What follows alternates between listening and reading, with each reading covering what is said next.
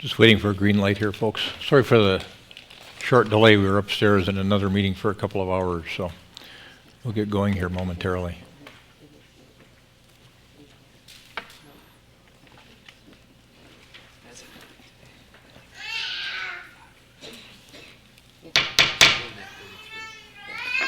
Well, good evening, everyone, and welcome to the April 16, 2013 meeting of the Edina City Council and the Edina Housing and Redevelopment Authority. Roll call, please, Ms. Mangan. Member Bennett? Here. Member Brindle? Here. Member Sprague? Here. Member Swenson? Here. Mayor Hovland? Here. We have a form of agenda for this evening's meeting. Is there anyone that wishes to modify the agenda? Otherwise, I'll entertain a motion to approve the form. Your Honor, Yes. staff requests that we move item 4K, the engineering services for Hazelton Road, really should have been under the Housing and Development Authority agenda. So we'd like you to move that item into that agenda. Okay. So All right. Any other modifications? All right. With that change of sending 4K to the HRA portion of the agenda, is there a motion to approve the form of meeting agenda? So moved.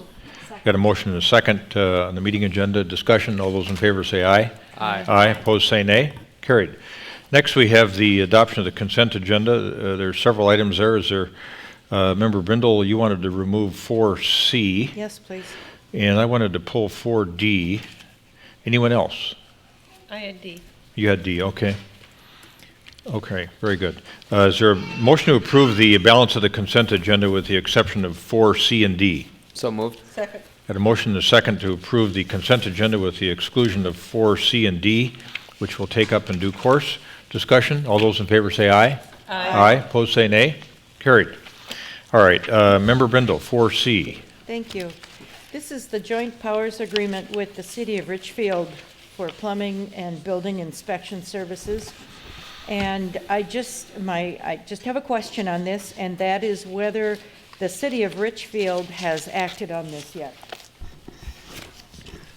Councilmember Brindle and members of the council, they have not, but only because their next council meeting is scheduled to be next week. So they're scheduled to act on it next week.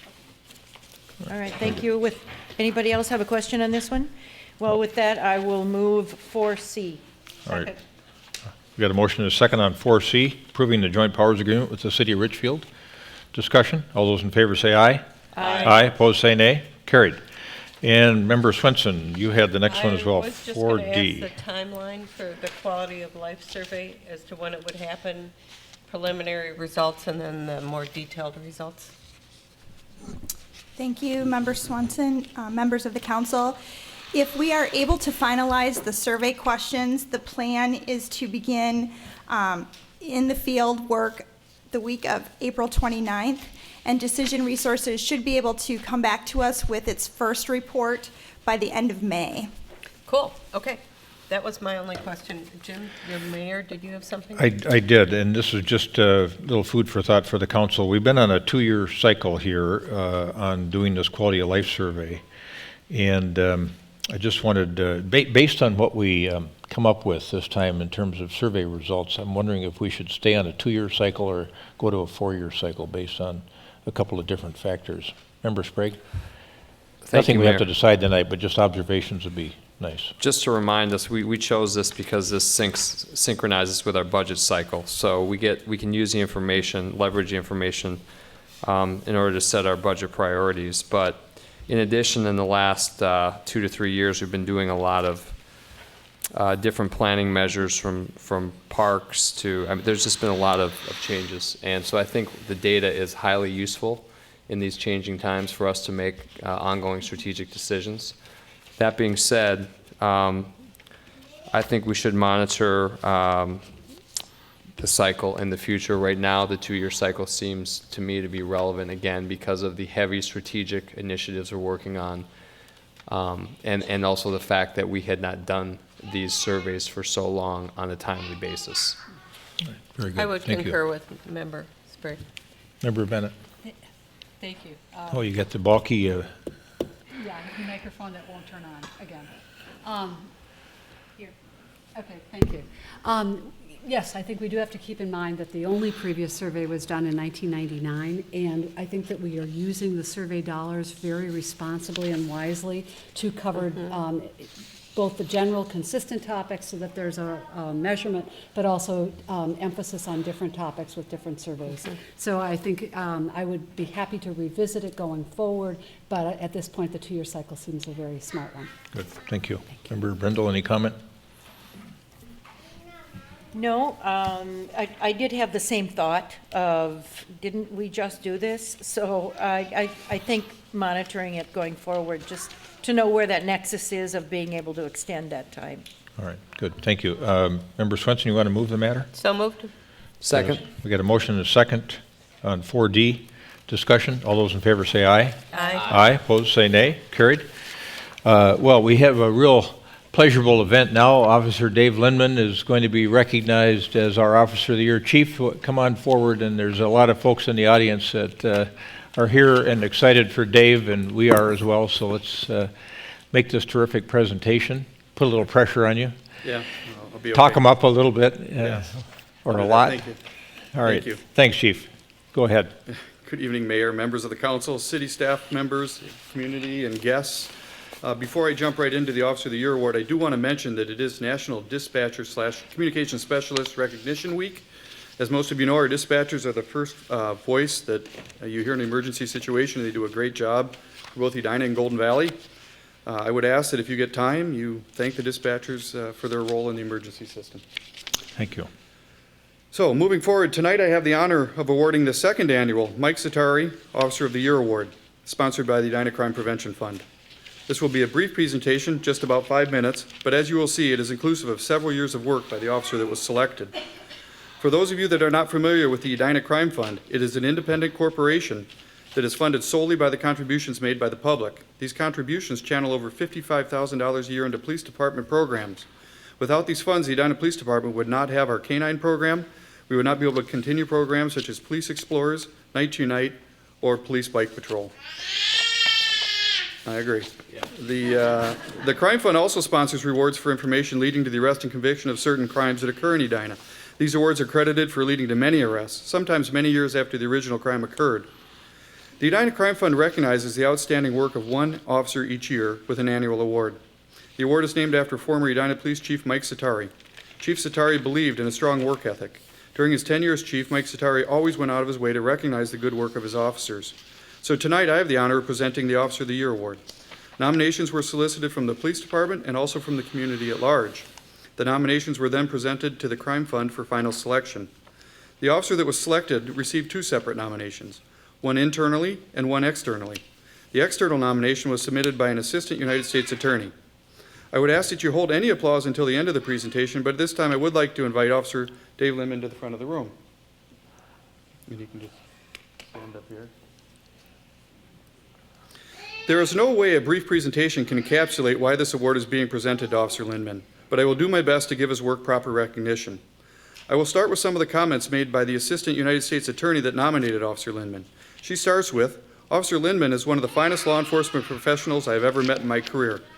So that you can better appreciate that opinion, I will tell you a little bit about myself. I served as a public defender in the Minnesota State Court System for 5 years.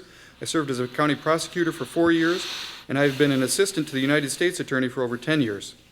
She continues on. Recently, Officer Lindman was an essential part of a team prosecuting Operation Starburst, and I'll cover those details in just a second.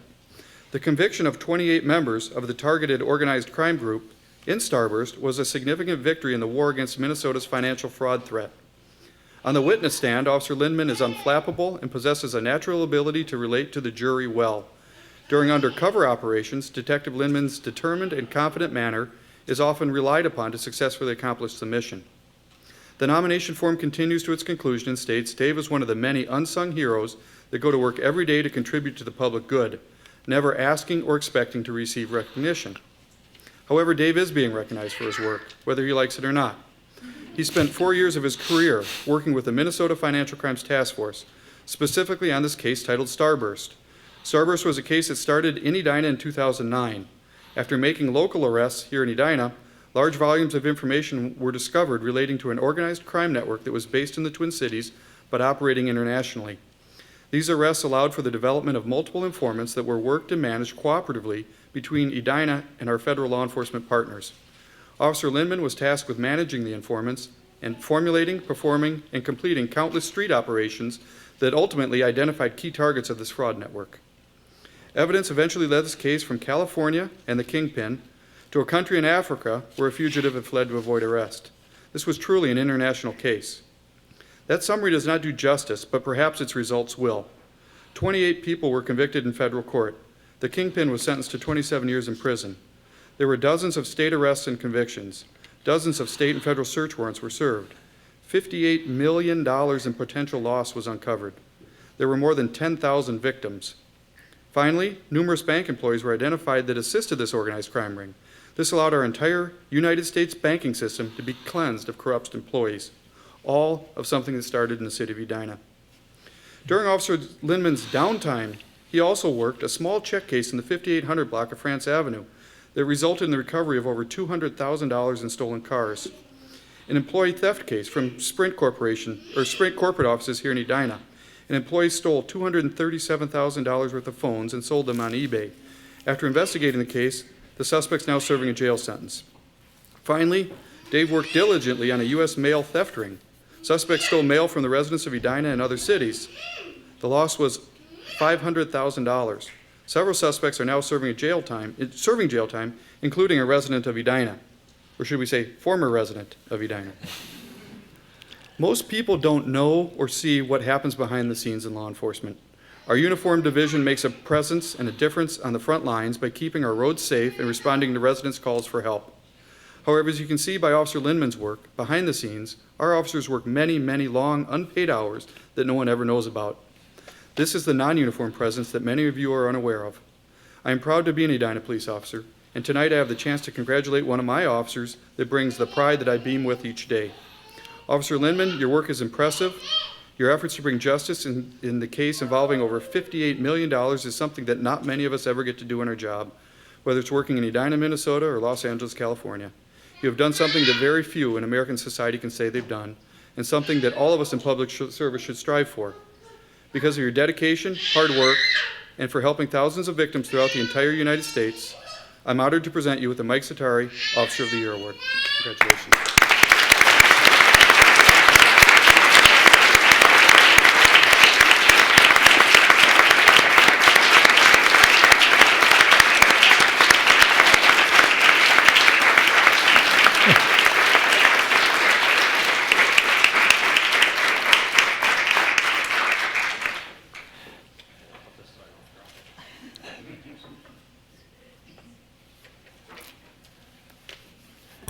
Hello.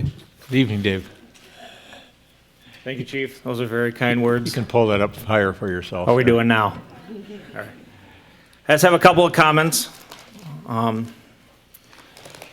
First of all, I would like to thank the members of the Edina Crime Prevention Fund for this award. I'm both honored and humbled to receive such recognition. This case that Chief Long has spoken about would not have been successful without the collaboration and partnership of federal, state, and local law enforcement. Thousands of hours were put into this case by agents working for the... It's my son. We figured that. He's pumped up. He's okay to talk.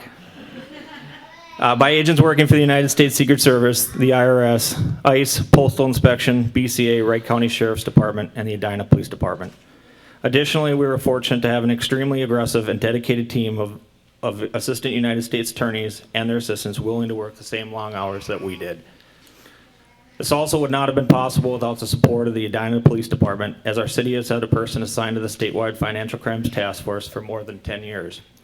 This assignment originated by retired Chief Mike Satari based on a progressive outlook towards financial crimes and has been aggressively supported by Chief Long as a priority for our police department. Because of the support by these two chiefs, successes like this case are possible, and the city of Edina is a much safer place. I've been asked a lot of questions about this case, and the question that comes most up is what was the most memorable thing that I remember about this case? And there were a lot of things that happened, a lot of warrants, a lot of late night putting GPS trackers on, a lot of arrests. a lot of undercover deals and a lot of surveillances. However, the event that sticks out for me the most is during the trial, a victim came in and testified about some of the things that had happened to him. And during that testimony, he spoke of identity theft, and he spoke of being the victim of fraud.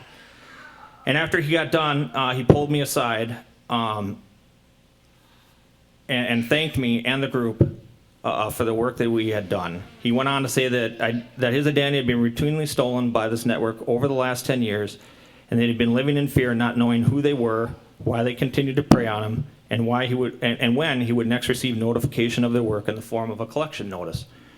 He spent many hours and a lot of money repairing his identity and credit, just to find out later that it had been compromised again. His story of victimization was truly heart-wrenching. I'm almost done, Brandon. But he said based on the work that we had done, he'd felt some conclusion, and he would sleep easier that night, knowing that the people responsible for what had happened to him were arrested. This, to me, is the most memorable moment. In conclusion, I want to thank my family, my friends, and my coworkers, and the Starburst team for coming tonight to support me in this recognition. I would also like to specifically thank my wife and children for all of the missed family time that unfortunately were required for this case. Thank you. Thanks, Dave.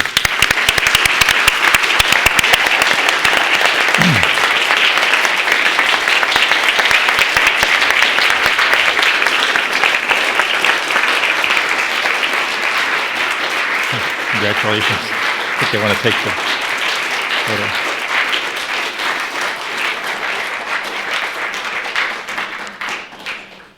This is smiley time, right?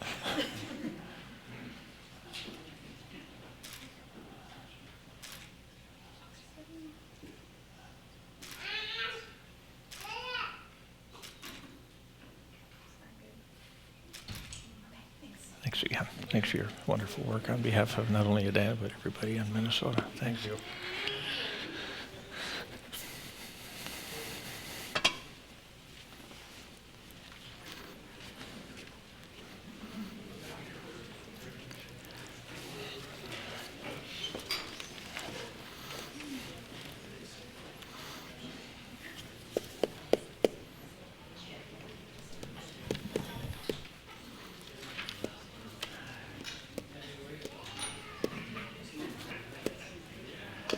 I wonder if Brandon wants to stick around for the public hearing that's coming up next.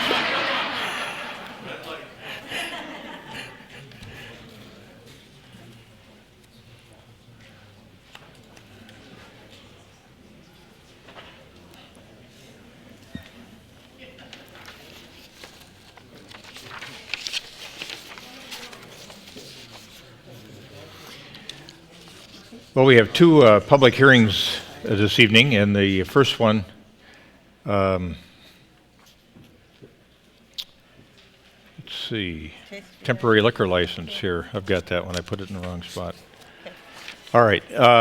Chamber of Commerce, Taste of Edina, temporary intoxicating liquor license for the annual event, Taste of Edina. Chief, I think you have this one.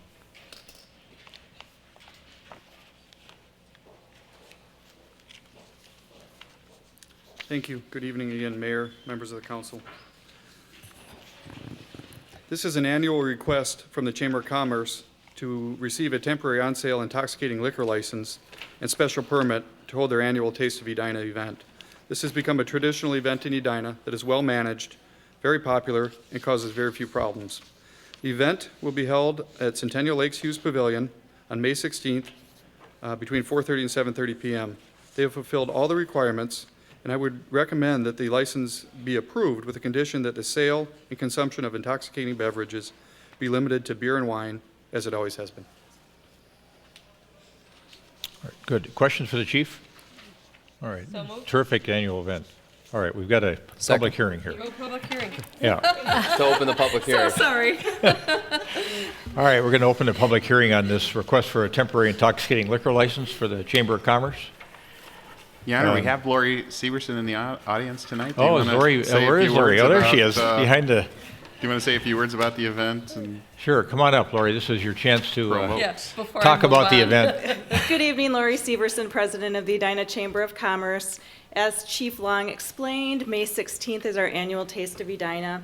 Again, this year, we're expecting 23 of our restaurants to participate, along with 5 wine vendors and 3 craft beer vendors. And Edina Liquor will be providing all of our oversight of the liquor activities. We're very excited. We actually have a couple of additional participants this year, and expecting a crowd of around 350 to 400 individuals. Hopefully, the weather will hold out for us. Good. No snowstorm predicted? No or- snow, no snow. All right, good, good. But I'd be Questions happy to for answer Lori? any questions. Tickets are on sale. Tickets are on sale at all of the Edina Liquor locations, the Chamber of Commerce, $30. And again, it's 4:30 to 7:30, so any of our employees leaving work from Centennial Lakes, that's great stopping place for an hour or so. Enjoy some of the great food that our restaurants have to offer. They're doing some great specials, some unique menu items, along with maybe a glass of wine before you head home. It's a terrific event. And So- Thank you. what does the chamber do with the proceeds? Tell us about some of the programs it funds. The proceeds actually go into our operating revenue to provide programming throughout the course of the year. For this particular event this year, my goal is programming for a group of educational services called Competitive Edge. And that's really geared towards our small to medium-sized businesses and helping them develop their skills for operating their business, using the iPad to maximum business utilization. How do you find employees through LinkedIn? So the proceeds from TASTE this year will go specifically to Competitive Edge. Great. Good, Thank great. you. Thank you. You're welcome. Stand by. We may need to have you come back up. Is there anyone else that wishes to testify regarding this matter? Is there a motion to close the public hearing? So moved. Second. We had a motion and a second to close the public hearing. Discussion. All those in favor say aye. Aye. Opposed say nay. Carried. Do we have a motion on the issue of the license? All right. Got a motion and a second to issue a temporary intoxicating liquor license to the Chamber of Commerce for their Taste of Edina event on May 16th. Further discussion? All those in favor say aye. Aye. Opposed say nay. Carried. Thank you. Thanks, Lori, for coming in this evening. Appreciate it. Next public hearing we have, Director Teague will lead us out on it. It is a request for a preliminary plat with lot depth variances. It is the Sidell property located between Little and Morningside Road up in the Morningside neighborhood.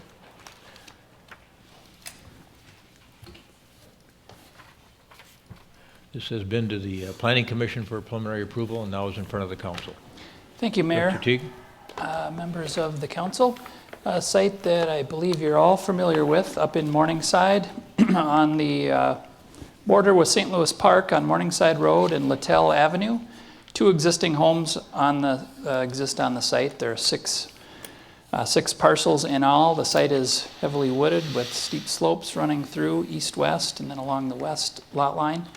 You may recall that this site was originally to be accessed by right-of-way along the western property line. However, over time, both the City of St. Louis Park and Edina vacated that right-of-way that was to serve this site. The site is zoned R1 in our low-density residential district. A couple of quick pictures of the site. This is a picture from Littell. You can see the steep slopes that run east-west through the site and the heavy vegetation on the site. This is a look from Morningside. This is the existing house on Morningside. This would be removed as part of this request. See the mature trees. A cul-de-sac is proposed on the west side of the site, would come in this rough location. That's the far west lot line. The applicant had submitted an code-compliant 8-lot subdivision that included a road that would connect from Morningside Road to Littell Street. This is a plat that meets all of our minimum zoning ordinance requirements. So they're entitled a subdivision of 9 lots on this site. However, the applicant wishes to not construct that through street to preserve those steep slopes and some mature trees that we looked at. You may recall that they did come through with a sketch plan, and three alternatives were brought before the Planning Commission and the City Council. And the application before you is that modified original plan that was discussed with the cul-de-sac off of Morningside. 2 other alternatives that were looked at required a number of additional variances and 2 additional lots. So those are not considered this evening. So the plat before you this evening, they have shifted the cul-de-sac slightly over from the east lot line. They've expanded this outlot A that would be dedicated to the property to the east. They also would reconfigure the existing driveway that services this home. They would reconstruct that off of the new cul-de-sac. A sidewalk is proposed along the west side of the new street that would connect to the sidewalk on Morningside and then eventually to Lynn. The drainage patterns, as proposed, all the drainage from the new homes on the cul-de-sacs from the roof would essentially be directed to the street. The street would be slightly tipped so the water would run off to the end of the cul-de-sac and then eventually through a pipe and a stormwater pond in this location here. That grading plan would be subject to review and approval of the Minnehaha Creek Watershed District, as they are our regulatory authority over that.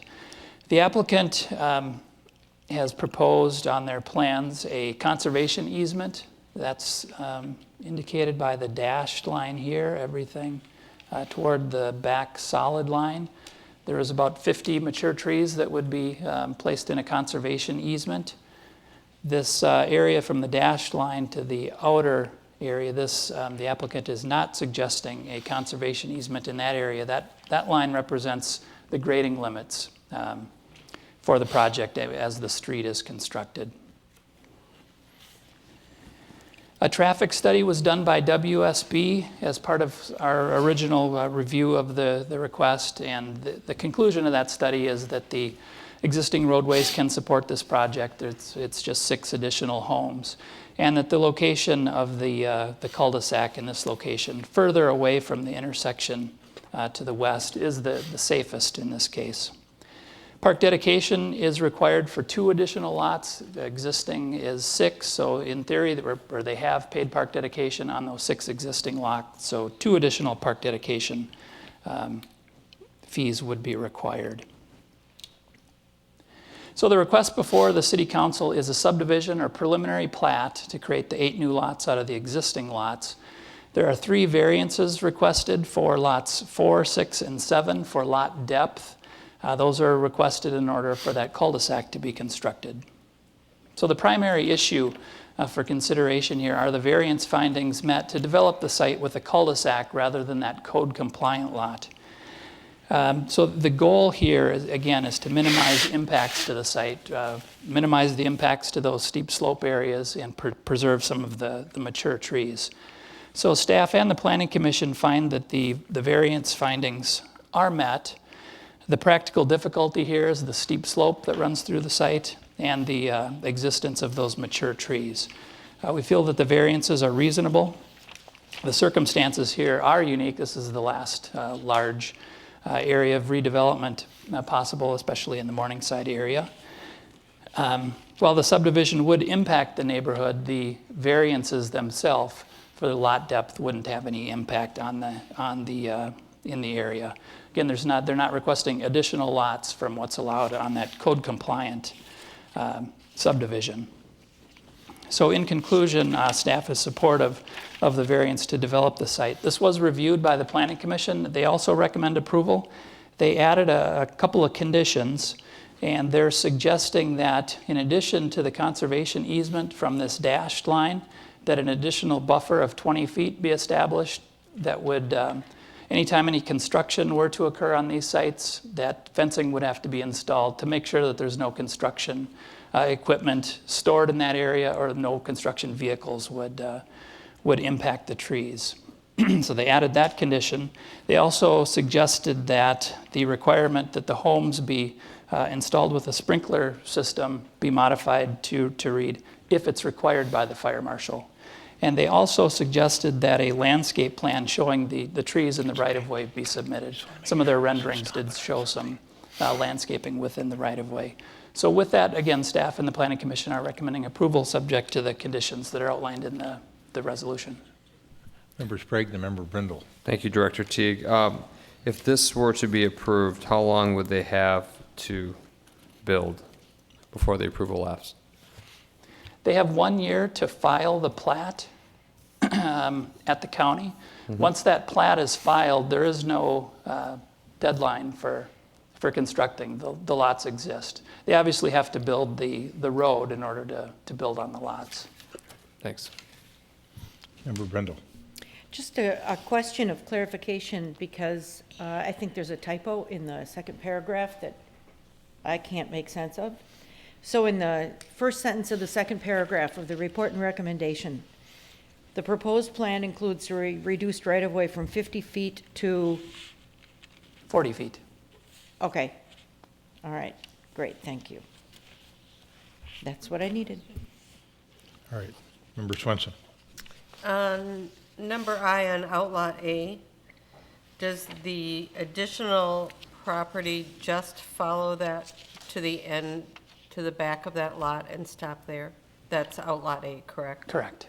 Okay, and then currently on one of the plans, it shows a rain garden down behind what is currently Frank Seidel's house. Is that called a rain garden because it's not a holding pond? And would it ever be a holding pond? And does it need to be designated, or is that what's going to be taken care of by the watershed district? Yeah, that'll be subject to the watershed review, but that's where the drainage will come out with the pipe that drains the cul-de-sac essentially along this lot line here. So this will hold water at Is the times. word rain garden the right word to use then for that, or should we be using something else for that?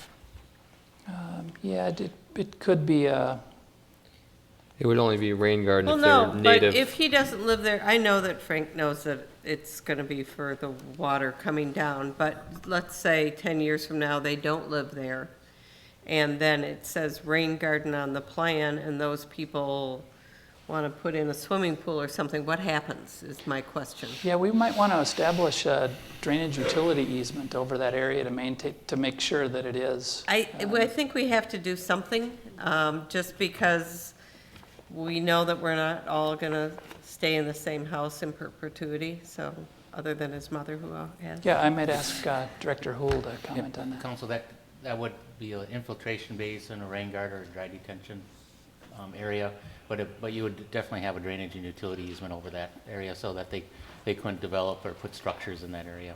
Okay, so would that be Q? Could add that as a condition, yeah. Okay. That's all I had. Other questions for Director Teague? Member Bennett. Use Mary's. Director Teague, it was a very extensive conversation at the Planning Commission on the conservation easement, and it was good to see that resulting agreement, or the extension of the 20-foot protection zone. We have not had experience with that kind of easement in my time on the council. I think you stated to the Planning Commission that it has not, there has been no such easement created in Edina during your time here, but you had worked with them in Minnetonka? Correct.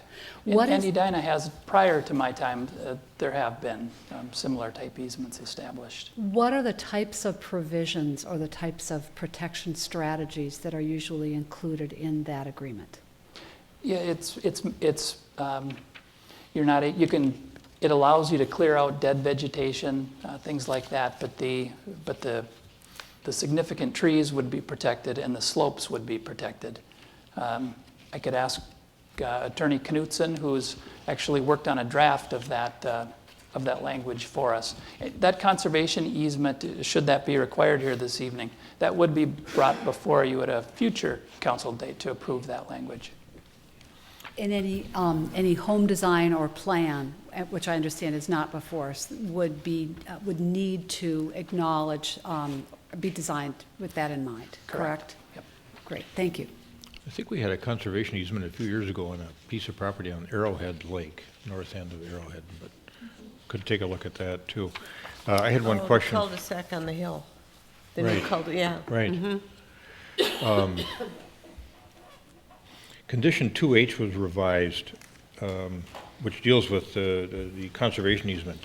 And I just want to make sure that, in addition to the conservation easement, that it's clear that where the Planning Commission was suggesting that the easement shall include a 20-foot buffer zone that protects the permanent easement during any construction.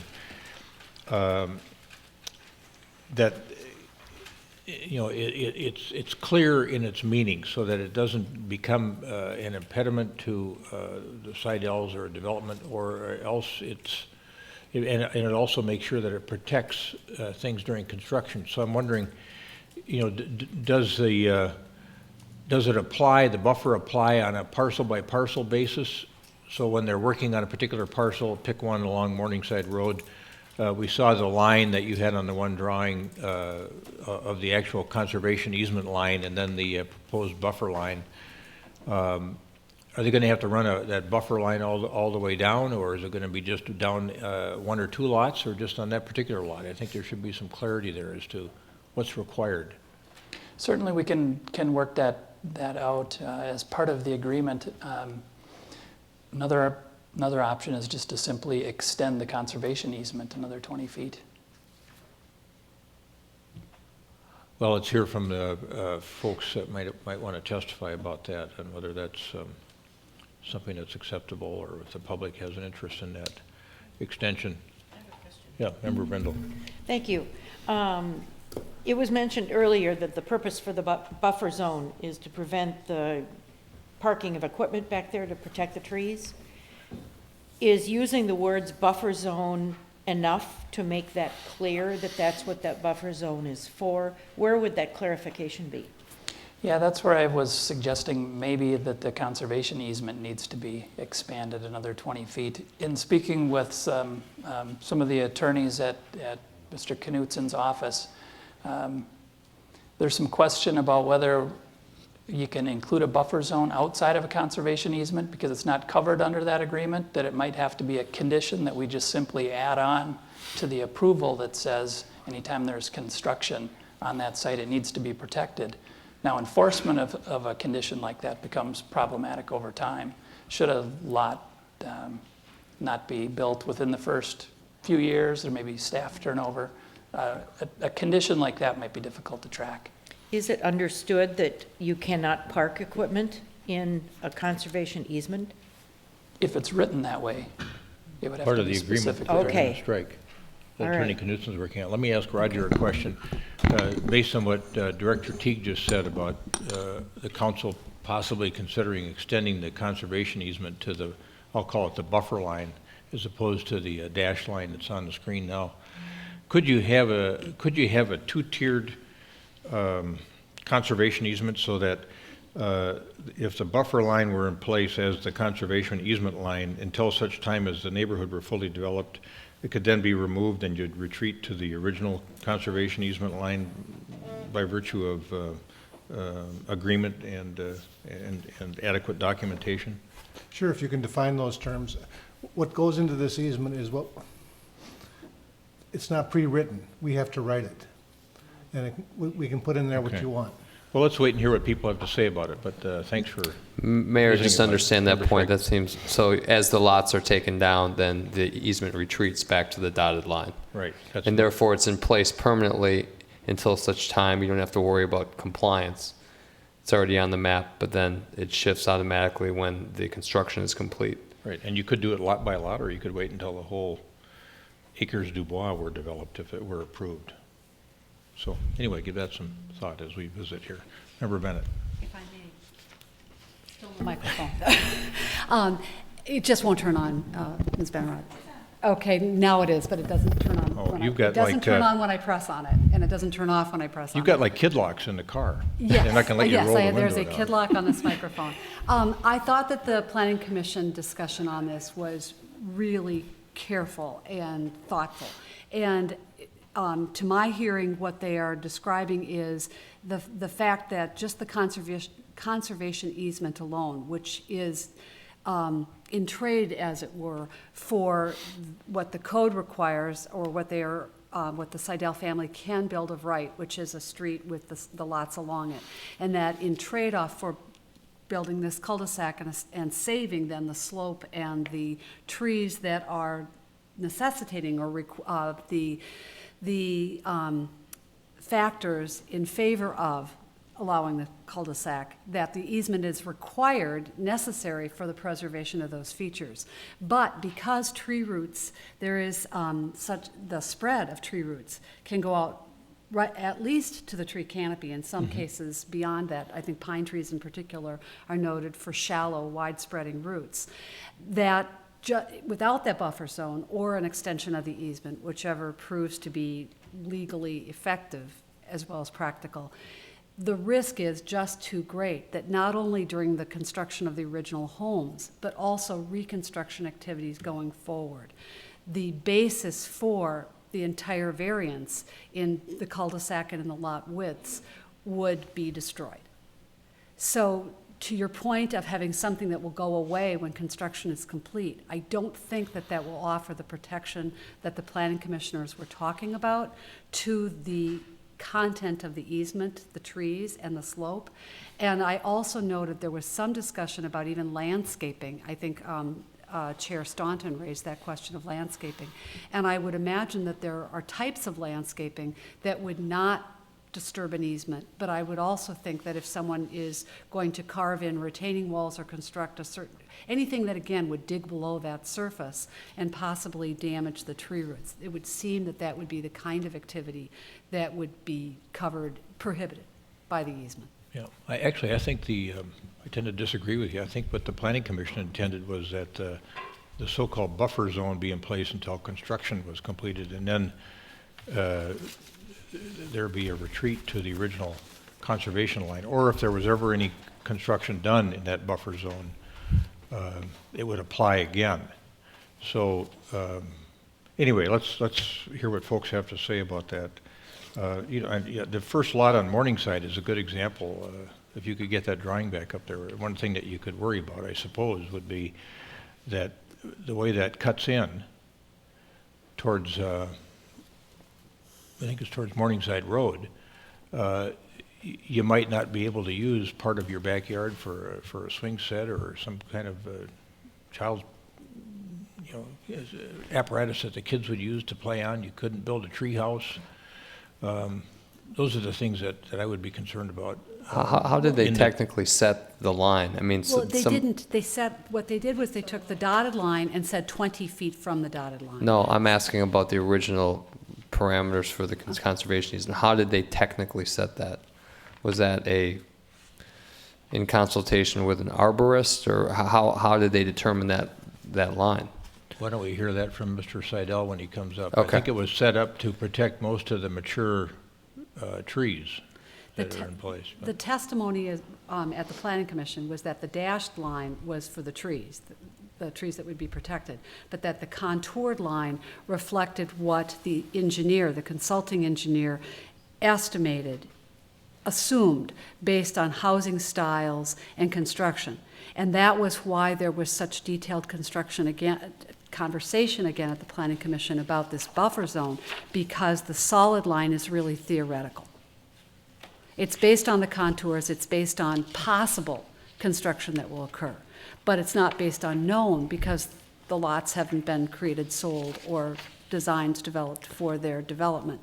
So that was where that compromise of 20 feet for the buffer zone came, because if the protected trees are behind the dashed line, then there's something to protect their roots coming forward that won't match the contoured line, but that offers protection again. I'm just confused that the expert would not have determined the pattern necessary to conserve the mature trees that are there originally, so that we had the right Mason-Dixon line going down the side.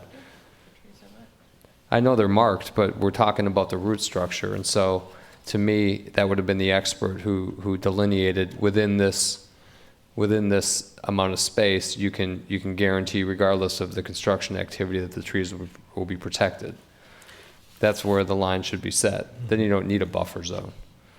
And I don't know, I'll hear from Mr. Seidel about how the line was selected, and then we can go from there. Mm-hmm. Okay. Would you, which way do you prefer it? On all the time? On, and I'll be really quiet when I'm not talking. All right. Thank you, Director Teague. Mr. Seidel, you want to come up? Should we take about maximum 15 minutes. Does that work okay? Depends on how much discussion we have on the trees. Well, I'm talking about your part of the testimony. If you get a lot of questions, we'll adjust accordingly.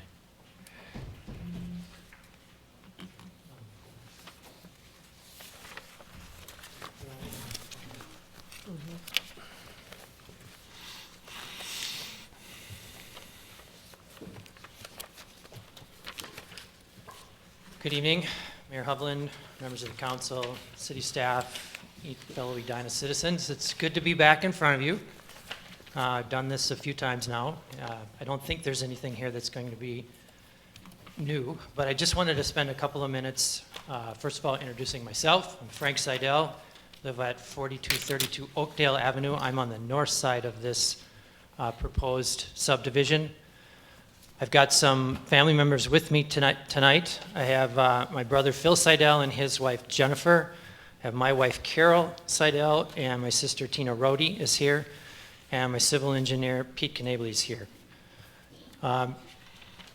Just a quick reminder, I've been in front of you before with the sketch plan review. I've been in front of the Planning Commission a couple of times, so the citizens of Edina have seen me do this presentation a few times now. I'll make it brief. I just want to do some quick reminders. This is all about a subdivision that we've codenamed Acres Du Bois.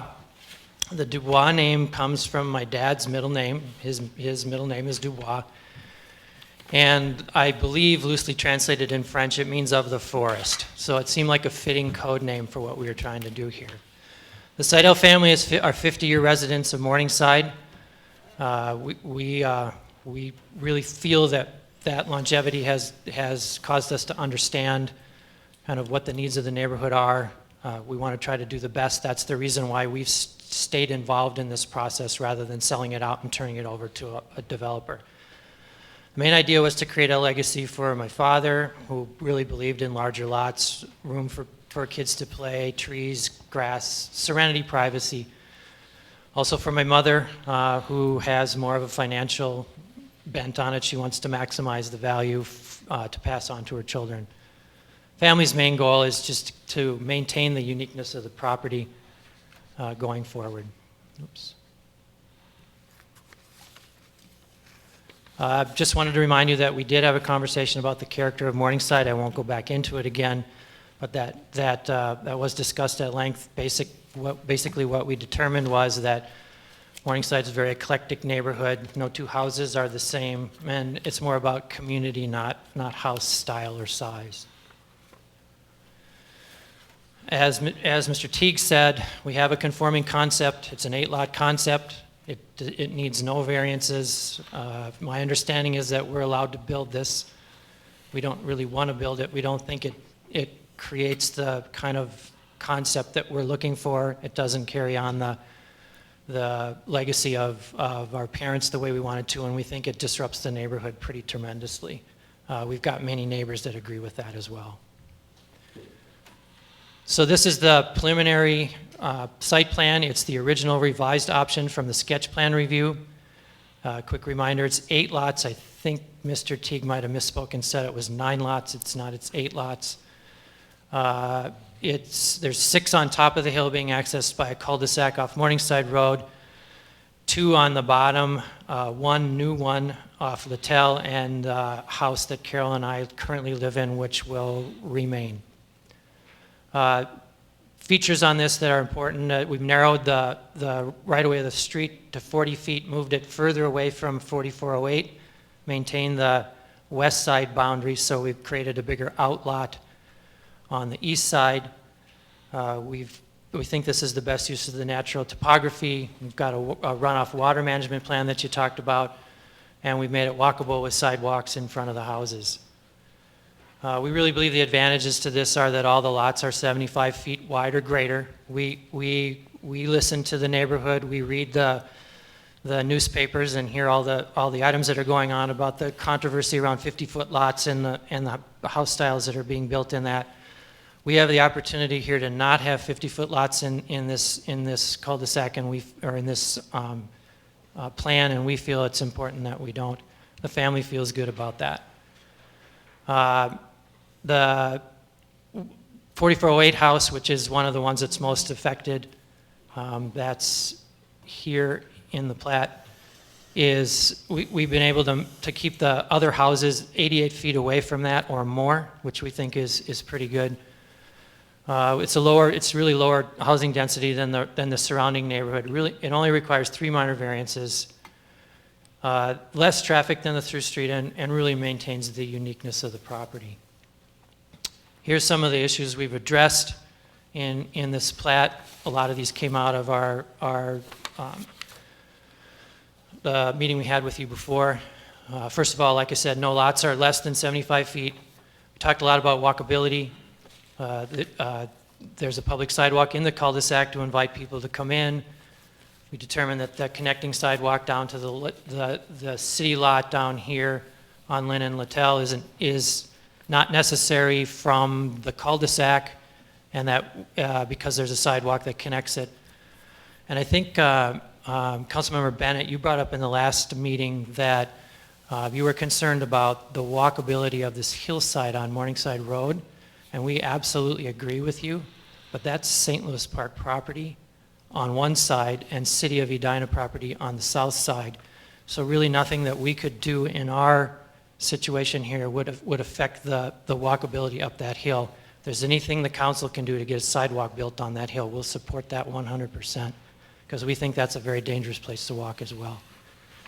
We did the traffic study, as Mr. Teague said, confirmed that the cul-de-sac works. It's the safest place to put it, and it's the least amount of traffic. We talked about the water runoff plan.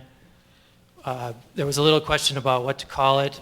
I think there was also a question about whether or not there was going to be some kind of an easement or whatever. Is that what the term was, an easement? That's in the plan, that there is an easement. Carol and I currently don't really want a water pond back there, and we think that there's some liabilities associated with that. So we're going to work with the watershed district and the city of Edina to try to come up with something unique that handles the water and yet doesn't stand water except in unusual circumstances. We're very involved in that since we live there and have to look at it. We feel that we've done justice to the Hardys, Rick and Sarah, that live at 4408 Morningside Road. We've listened to them throughout the process. We're deeding the outlot that's next to theirs, that's that outlot A, to them. We're moving their driveway onto the cul-de-sac to invite them into the neighborhood that we're creating there. And we're going to create some kind of landscaping on their property to help shelter them from the roadway. That is a work in process, that landscaping. The size and the feel of the new road, I'm going to talk about that in just a minute. And finally, the character of Morningside. We feel that this area is already a unique piece of property in Morningside, so there's no reason it can't continue to be unique. As a matter of fact, that's what we're trying to maintain, the uniqueness of it. And we feel that our plan does the best job of creating a micro neighborhood or a pocket neighborhood, and that by having all of the houses access off of the cul-de-sac. I know there was some question about having the first 2 lots go off Morningside Road. We feel that it creates that neighborhood feel better and invites everybody in that area to be part of that neighborhood. We think that's very important. Okay, so there's some open issues. Tree conservation. I want to remind the council that this is voluntary. It's not a requirement by the city of Edina. All of a sudden it's turned into be not voluntary anymore, apparently. When we went to the planning commission meeting, we watched the planning commissioners go from our 20-foot voluntary line to an additional 20 feet all the way around, and we had no chance to make a comment on that. I just want to let you know that the family does not agree to that, and we would like that to be stricken. We think the 20-foot conservation area is more than enough, and understand that the conservation area we proposed is more than enough, and that the 20-foot buffer is just adding another 20 feet to the area that we wouldn't be allowed to develop or build into, and we don't think that that's fair. We also, through this process, have learned that the city of Edina really doesn't know what to do with or how to deal with this tree conservation area. And that, and we think there's still way too many unanswered questions for us to sign up for it at this time. So one proposal that I would like to throw out is that we just withdraw it from the proposal, from the plan. And right now it's morphing into something that doesn't seem to make sense. Many of the trees that we're trying to save, I know that everybody is imagining stately oak trees that are trying to be saved in this tree conservation area. There are some of those, yes, but many of these trees are close to end of life, need some work done on them, need some replacement potentially in the future. We can't embalm them, we can't make them so that they can't be touched in the future, and that seems to be where we're headed with this. As an alternative, I would like to propose that we spend some more time working on this between the time that hopefully you approve the preliminary plat tonight and the time that we come back to you for final. And I think that needs to include our tree expert, like Councilmember Sprague suggested, and probably the city arborist as well. Maybe even members of the council to come on site and just see what we're talking about, so we don't get something created that doesn't make sense in this environment, which I believe we're doing right now. I have pictures, if you want to see them, of those first 4 lots, the trees that are on the line on those first 4 lots. While they're old and mature trees, they're all spruce trees. And I know for a fact that spruce trees only last for about 120 years old, and these are about 120 years old. So by creating an environment where we can't touch them, it does disservice to the people that might be purchasing these lots or people that want to build on these lots. What the family wants is a tree barrier. We want trees there. We want to have that. We don't want to have a retaining wall or giant whatever built in this area, especially on the hillside. I think the hillside is super critical to have some kind of protection on it. But I would propose right now that we're not ready at this meeting to cast that in stone, and that we need to go forward working on something else or remove it entirely. Okay, road dimensions. Quickly on those, we've learned since I actually wrote this slide, there was a comment that was made that the standard road in the city of Edina is 30 feet wide. Anything less than that had to have a sprinkler on it. We've since learned, I had a conversation with the fire chief this afternoon, that the standard road is 27 feet wide. So anything less than 27 feet, the fire chief is asking to have it sprinkled. But I would like to make the comment that Oakdale Avenue, Branson Avenue, Lynn Avenue, Crocker Avenue, Grimes Avenue, and many of the other streets surrounding us and in the city of Edina are 24 feet wide streets. And I know there's plenty of houses being built on those streets, and they're not being required to have sprinklers. So I think it's a little bit unfair in this situation to add that as a stipulation when it's not being required by the rest of the community. We will absolutely agree to any of the codes and regulations that are in place when the houses are built, but we feel it's unnecessary right now to deem this, if we want to put the 24-foot street in, to have to require the sprinkler systems. Having said that, we will make sure the infrastructure is installed correctly so that no matter what size street's in there, sprinklers can be added later on. Another thing that happened at the Planning Commission meeting that the family takes exception to is that we're required to put a landscaping plan together for the right-of-way for the road now. On our drawing, we showed some conceptual trees in there just to make the drawing look better. Somehow the Planning Commission turned that into a requirement, and now we're required to have that as part of the final plat. I don't believe, I could be mistaken, but I don't believe there's a requirement by the developer to landscape the city property, and that what we would propose is that the individual builders landscape as they go forward, as the lots are developed. So finally, here's the artist rendering of what we believe what the the subdivision could look like. Once again, the 6 houses on top of the hill, the 1 new lot down below, and here at where Carol and I live. That's all I have. Is it Okay. appropriate for questions now? Questions for Mr. Seidel? This point in time. Member Sprague? Good evening. Hi, Good to see you again. you as well. So how did you arrive at the original conservation easement? Can you just walk me through how the line was drawn? Yeah, can I get a drawing of the easement up here?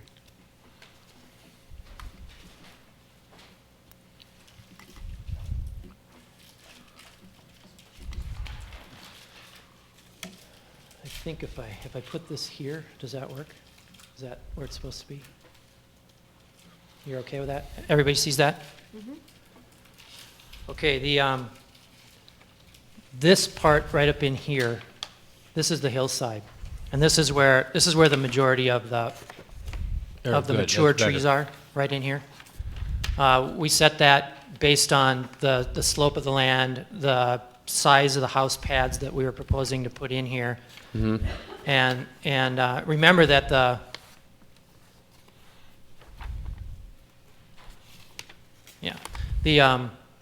this dotted line that everybody talks about is actually a estimated grading limit. It's not what we would propose to be whatever you're calling the buffer zone.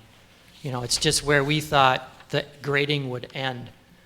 This side over here was pretty much set arbitrarily based on the size of the houses that were being put in there and the fact that we're on a property line with the city of St. Louis Park there. So then this is about 20 feet here, and this encompasses most of the hillside here. So this is where most of the mature oak trees and the big trees are that we want to save. Along this line down here are mostly the old, almost aged out spruce trees that would need to be replaced eventually. So we want to be sure that whatever we do, we don't create a situation where those can't be replaced when necessary. Right. Well, often in new developments, I've sold a few properties in Plymouth. They built the new landscaping and then create an easement around it, which we can't do in this case. So it's a little bit different. Because I understand what you're saying about wanting to have regeneration occur. Right. Yep. Okay. So, okay. Thank you for that. Anyone else? Member Bennett? Yes, Mr. Seidel, just so I'm clear on this, the reason for, or the advantage to the modified original plan, understanding that the family has the right to construct a street and build the 7 new lots, understanding there are 2 existing homes, but the 7 lots and then the 8th lot on Littell, your lot. Right. So the family has the right to do that. And am I understanding correctly that the reason for seeking approval of the modified original proposal was to be able to save more of the slope and save more of the trees? Yes, save slope and trees, that's this section right here. Okay. Yeah. And I will admit that we may have erred in actually including this area in the tree conservation area. If you come over and look on the property, once again, the family's a little bit naive about doing this. What we saw in our minds was this always had trees in it, not necessarily the trees that exist today. And none of the, I'll stop right there. Sure. And I guess when approval is being sought for something that is a variance, departs from the code, I think there's a question of how the public's interest then is protected going forward and going into the Planning Commission discussion and coming out of the Planning Commission discussion that was represented by an easement. I would be happy to hear you explain, if the family wants to withdraw the offer of an easement, I would be happy to have you explain what protection is being offered for the continued existence of what it is that supposedly justifies the granting of the variance in the first place. The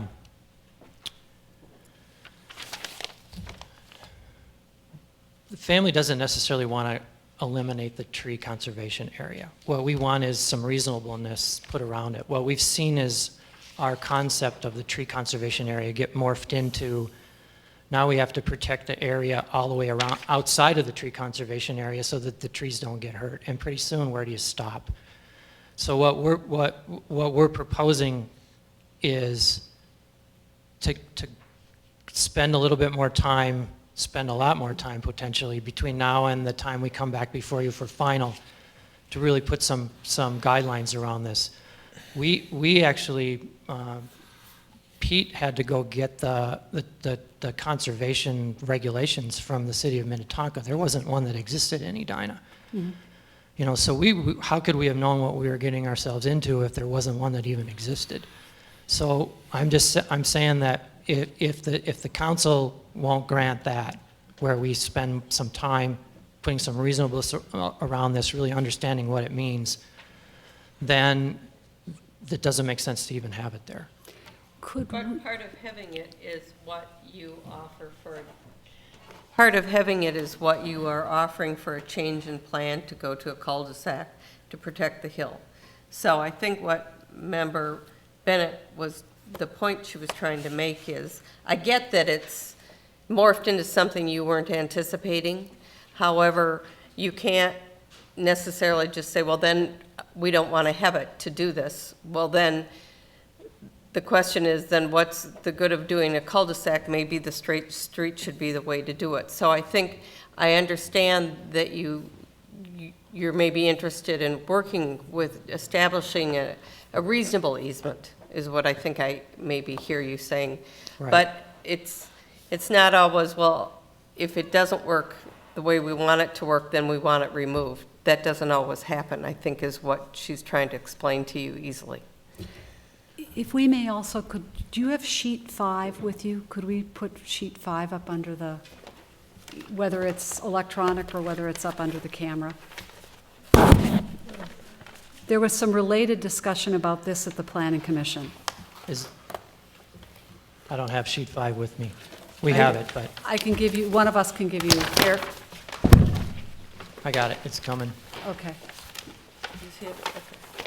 I understand that the house pads that are shown on this are basically for consideration purpose only, that again, no lots have been created, sold, or house designs drawn at this time. But I do note that of the 7 new homes, 1, 2, 3, 4, 5 of them, see, 1, 2, 3, 4, 5, 6 of them are described as possible walkouts. And one of them on lot 3 is described as a lookout. And I think since it's trees and slopes that we're talking about, and understanding that the steepest slope is the one that's running from lots 5 and 6 down toward lots 7 and 8, there still is slope that is not only depicted, but I think you've done, sought a configuration that preserves some slopes that also exist in the lots at the top of the hill. And so I think one of the things that goes into consideration is not only how to protect the trees, but also what kind of depth, understanding that you want flexibility and freedom for people to have different home design. But again, are seeking a variance to create something that is not of right with the code to protect trees and slopes, and what area is going to do that. So it's not only what needs to be done to protect the trees, there's that tree conservation area, but there's also the consideration of the slopes, since that was part of the application. Right. Is there a question there? Nope, it's more that I just wanted to call Okay. attention to your submissions, because it's on, it shows.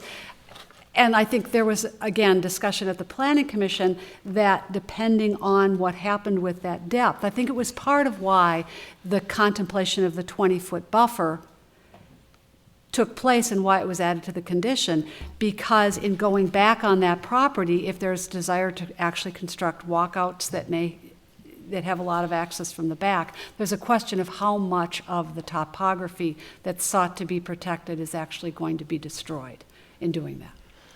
Right, I understand where you're coming from now. And I think what's really important to understand is what trees are we actually saving by doing that? And that's what I'm asking for more time and more understanding about.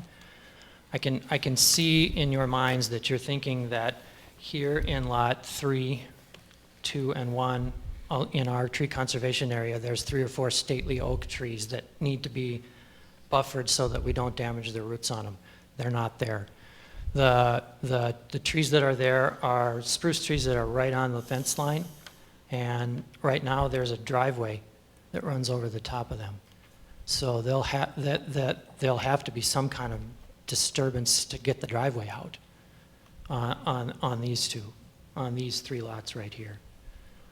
The hillside that we're talking about not disturbing, the one that really makes the difference on the plan is right in here. If we put the through street going through here, these 3 lots don't change. They'll still be there. They're basically the same configuration no matter what. This hillside right here is where all the major big oak trees are, where the main conservation area needs to be probably kept in, or should be kept in place. Those trees would definitely be damaged if we put the through street through and somebody had to build out this way from it. And there would potentially be no conservation area in the through street plan. Member Sprague? I see the pen up over here at the other end of the dais. I would just add that given that we don't have a conservation easement drafted for the council to review tonight, and given that this isn't probably the right venue to draft it, that we really probably should take Mr. Seidel up on his offer and spend some time drafting this. We've got, I think, some pretty good direction from council on what you think it ought to say, and we can move that forward as staff onto the next round. I'm not sure I understand the scope of what we as a body are intending, though, because I agree. I agree with your comment. I mean, our interests are aligned. We want a buffer. We want this to remain a unique bucolic property, right? I mean, we're both on the same page. Right. Question is how to accomplish that end. On the north end of things, where there are clearly the mature trees, the conservation easement makes sense. On the border properties, 1, 2, and 3 on that back section, it's somewhat arbitrary if you're not accomplishing your goal and you're preserving trees that are going to go away and then you can't replant anything in the easement. So maybe it's 2 different tools to accomplish the objective, and we don't know what that plan is before us. So. And it may not even be a conservation easement. It may be something different than that. But I worked in a city for a long time with many conservation easements, and they have their own set of challenges and problems as well. So there are some different tools out there we can use to accomplish the tree protection, tree preservation goals that I think the Planning Commission and the Council both have. So could we move forward with the public hearing after the rest of the presentation, and then? I think some of us have some questions. I still have a few questions for him. Right. But we'll move forward then and then come back to this And topic. if it were necessary to table or do something else, that would be the action you're relaying, Manager Neal? Yes. Okay, thank you. Member Swenson. Okay, Member Bennett, Okay. then I'll have a few questions for you too. And Mr. Seidel, I heard the entire discussion with the Planning Commission, so I know that there was some comment about the lots facing Morningside Road as a desire for traffic calming. And really, we talked about some other things, including that embracing the neighborhood across the street, understanding that there's desire to create a strong and vibrant micro-neighborhood. There's also a neighborhood across the street. And that's why I brought that idea forward, and I know that Planning Commissioner Michael Platter, who lives in the neighborhood as well, liked that idea.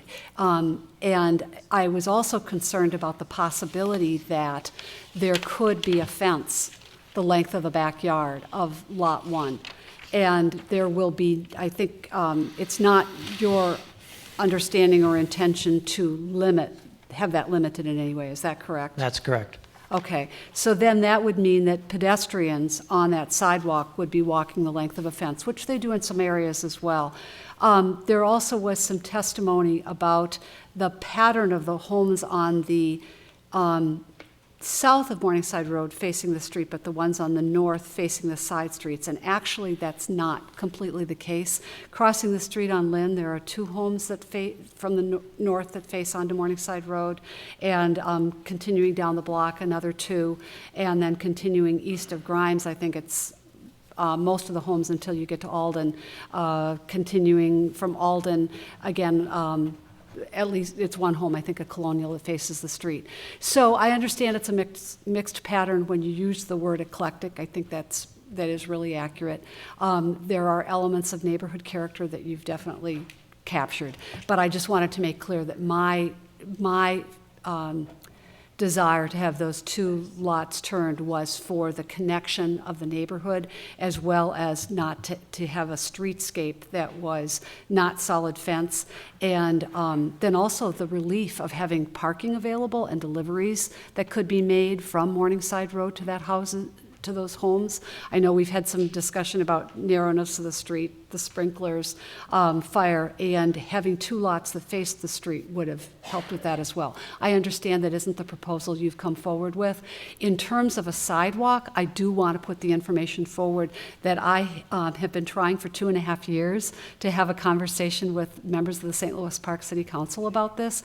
Finally, one called me back yesterday, and so it is something that's being discussed by city staffs in the respective cities, as well as between council members.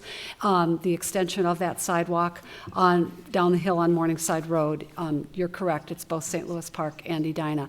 And then there's been also some outreach from the steering committee of the Morningside Neighborhood Association to another council member in St. Louis Park as well. I would be happy to support you on that effort. Great, Yeah. thank you. All right. I made a note also, I'm going to email the mayor of St. Louis Park, see if between the 2 of us, maybe we can get something going there and Great, Yeah. yeah. get that done. Back to this tree preservation issue and the steep slopes on the north side of the site.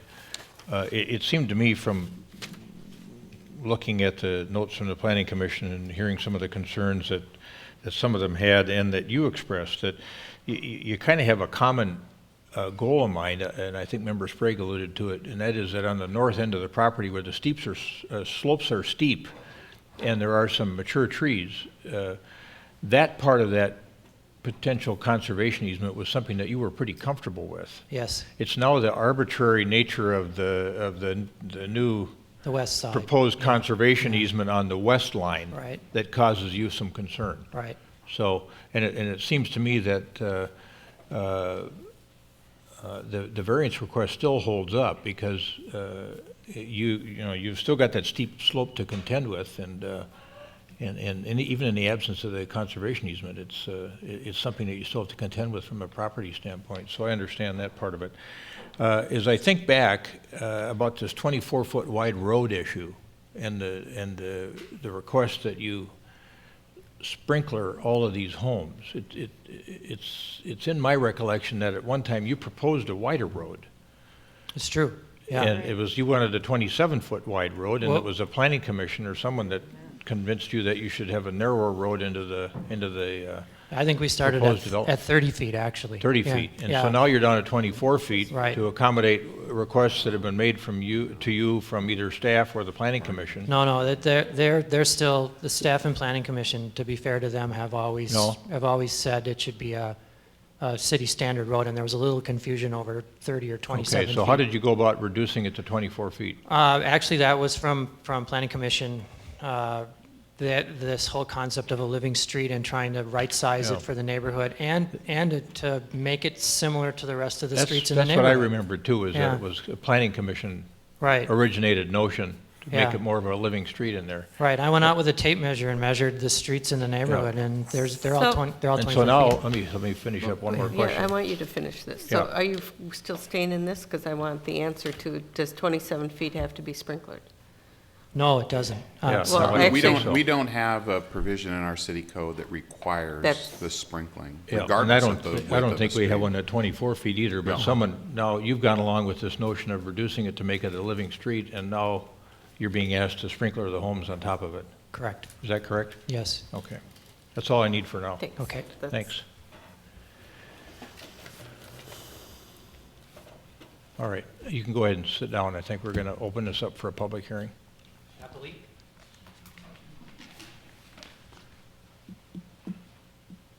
All right, we're going to open this matter up for public testimony. And if there's anyone in the audience that wishes to come forward and testify, I think you heard Ms. Benarad at the beginning of the meeting.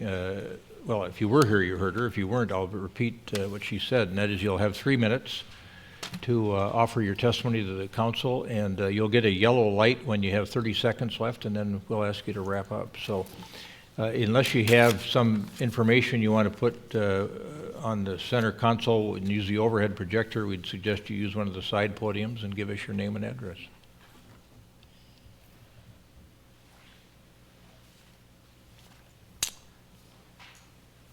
Good evening. Phil Seidel, 4221 Lynn Avenue, 52-year resident of Morningside. The one thing I'd like to say is my mother loves seeing people wander through the yard at this point, and I would wholly invite any of you, if you're out with your dog, with your family, whatever, go walk the property. It's a little mucky right now, hopefully later this week. But the flowers will be up soon, so please go through and look at the trees, look at the hills, and actually get a feel of it, because it's so hard from these diagrams and things. So you'll see her there, and she'll look at you and she'll wave and say, oh, who's in my yard now? But the kids come through, they go sliding on the hills and things, so please, feel free to come by. You don't need to call her. If she asks, you say, hey, just look around. Thank you. Thanks, Doctor. Anyone else? I don't see anyone coming forward. I don't hear anybody saying they want to testify. Is there a motion to close the public hearing? So moved. Is there a second? We've got a motion and a second to close the public hearing. Discussion. All those in favor say aye. Aye. Opposed say nay. Carried. Discussion. Questions? Comments? I have a question for Carrie. So, and I think it's already been answered, but I just want to clarify again. If we rebuild a house on one of the side streets on 24, there's no requirement for sprinklers, correct? Correct. Yeah, there's no, right. What's the Unless issue it's a- though between 24 and 27, and why was it requested by, and was it the fire department that requested There's it? the fire chief. It was. Okay. It's the ease and operation of a fire vehicle into and out of a street of a compromised width. This is not a through street, so that that impacts that discussion. So are we better off building it at 27 feet and then not worrying about it? To point out that the requirement for sprinkling a building is found in the fire code, in the building code. And that tells us when they're required. Does the code apply to commercial buildings only? No. But right now, there was I lose track of time, about 3 years ago, the current national code was amended to require sprinkling in certain single-family homes, if I remember right. But the state of Minnesota never adopted that code. So it's a best practice, but we don't follow it in Edina. We don't follow We don't for follow new- it in the state of new Minnesota. construction Well, and our homes. state doesn't follow it, is really what you're saying right And the now. state has set the building code and the So, rules. in terms of the priority of conditions, to me, that would be the lowest on my list. I would prefer the 24-foot street. If they're getting down the 24-foot streets now and there's a fire, they're gonna get there, they're gonna be able to spray it down. So, I'm just talking about me. That would be the lowest of my conditions, because the same practice is not being applied to other new construction homes. If it were our intent to try to, if there were an issue on the 24-foot streets, I would think we'd try to add that to our ordinance and make that a condition of new construction. If not at the local level, then the state level. I think here's the issue. The other streets already exist.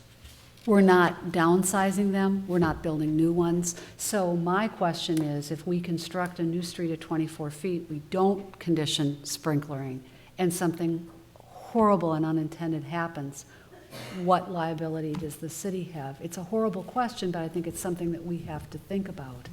And, excuse me, and that's probably where the recommendation came from. There was testimony to the Planning Commission from someone, I know the person, I know the backstory. She lives on a narrow street, and there was an EMT call, and it took a half an hour to get to her. What liability do we have if there's nothing in code to require this? You should have none.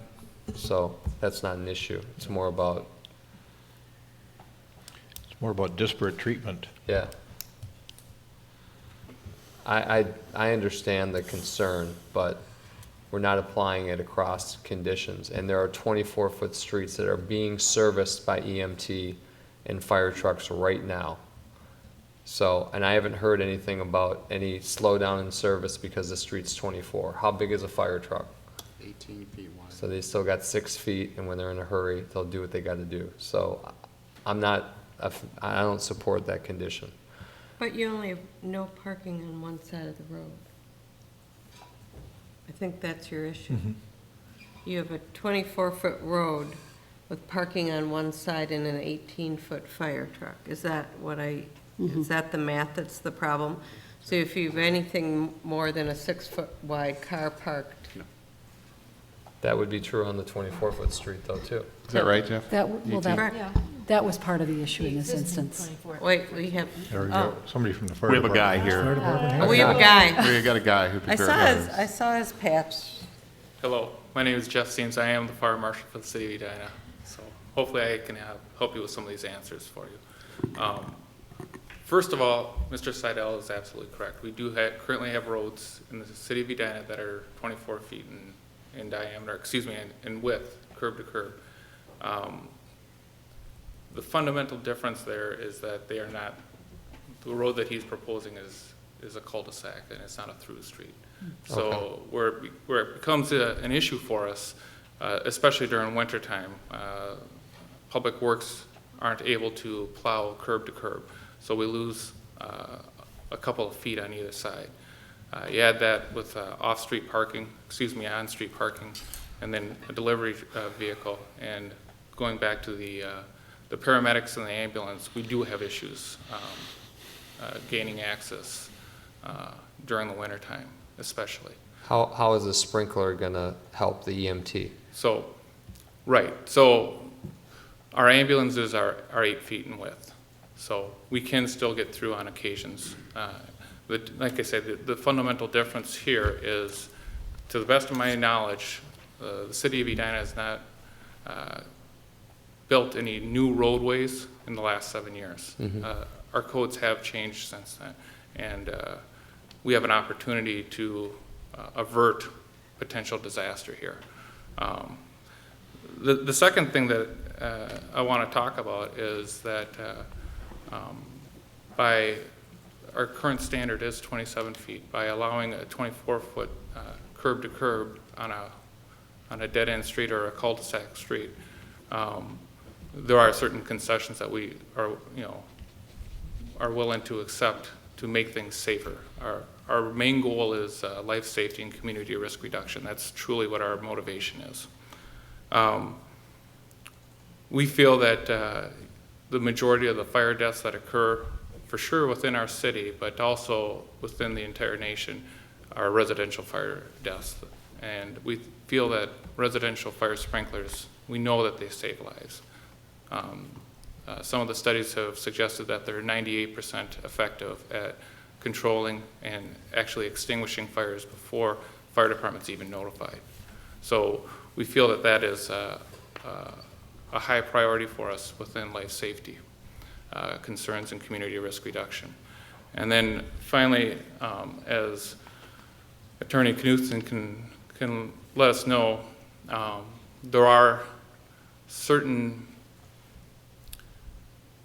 areas within the Minnesota State Fire Code that do allow for the authority of having jurisdiction, which in this case is the city. If you do allow for narrowed streets, then we do have authority to request alternative designs. And one of our alternative designs would be to supply residential fire sprinklers within this area. You know, I guess the other thing that we need to consider is the difference in the way that homes were built. Back when much of the homes that, much of the roads that Mr. Seidel had mentioned, when those homes were put together and when they were constructed, they used what was known as legacy construction, which is solid wood construction. Much of the new construction these days is considered to be lightweight construction, and it's actually held together with glue, glue that begins to fail at 300 degrees to 350 degrees. So we have a much higher failure rate and collapse rate with newer construction than we do with legacy construction. Question? Member Swenson. If we change the width of the street to 27 feet, does that take away the issue of telling one neighborhood that they have to put in sprinklers when we haven't done this anywhere else? I think it does. We have asked for concessions in the past. Back on Coventry Road, or Coventry Way, I believe it is, narrowed streets, multifamily residents, we actually asked one of the concessions, and this also had limited access, i.e. one way in and one way out. And we asked for sprinkler systems there. And The row houses, yes, the exactly. row houses in Coventry.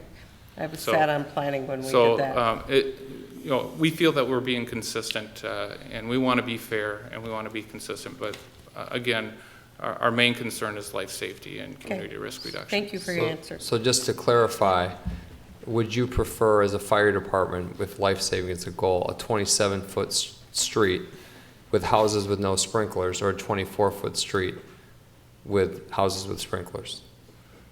Councilmember Sprague, my recommendation would be a 27-foot road with sprinklers. So I'd like to have the best of all worlds, quite honestly. So. But as between the two choices, what would be the preference? I mean, I have to know that information to make a decision. I don't know if I'm really the best person to answer that, quite honestly. You know, I can't predict what the future is to hold. If we do build these homes, you know, are we going to have a medical event in which our paramedics can't get there? Or are we going to have a fire event in which we can't get our fire trucks there in close proximity? The more frequent response based on statistics will be an EMT. It would be a medical call, correct. If that's the most frequent response, you'd prefer a 27-foot street, because then you can get every type of vehicle through to service it, whether it's fire or EMT. Of course, we'd all like new houses to have sprinklers. I mean, that would be the most life-saving measure if it were economically feasible. So. Right. So again, I don't feel like I could tell you one way or the other. Preferably, I would like to make sure that we are addressing all of the needs of our citizens and all of the needs of our communities.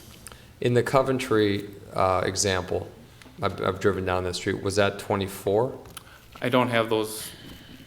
Perhaps Director Houle could help me out on this. I honestly don't have the widths on those. It could be narrower than that. Could even be narrower than that. I believe it was 18.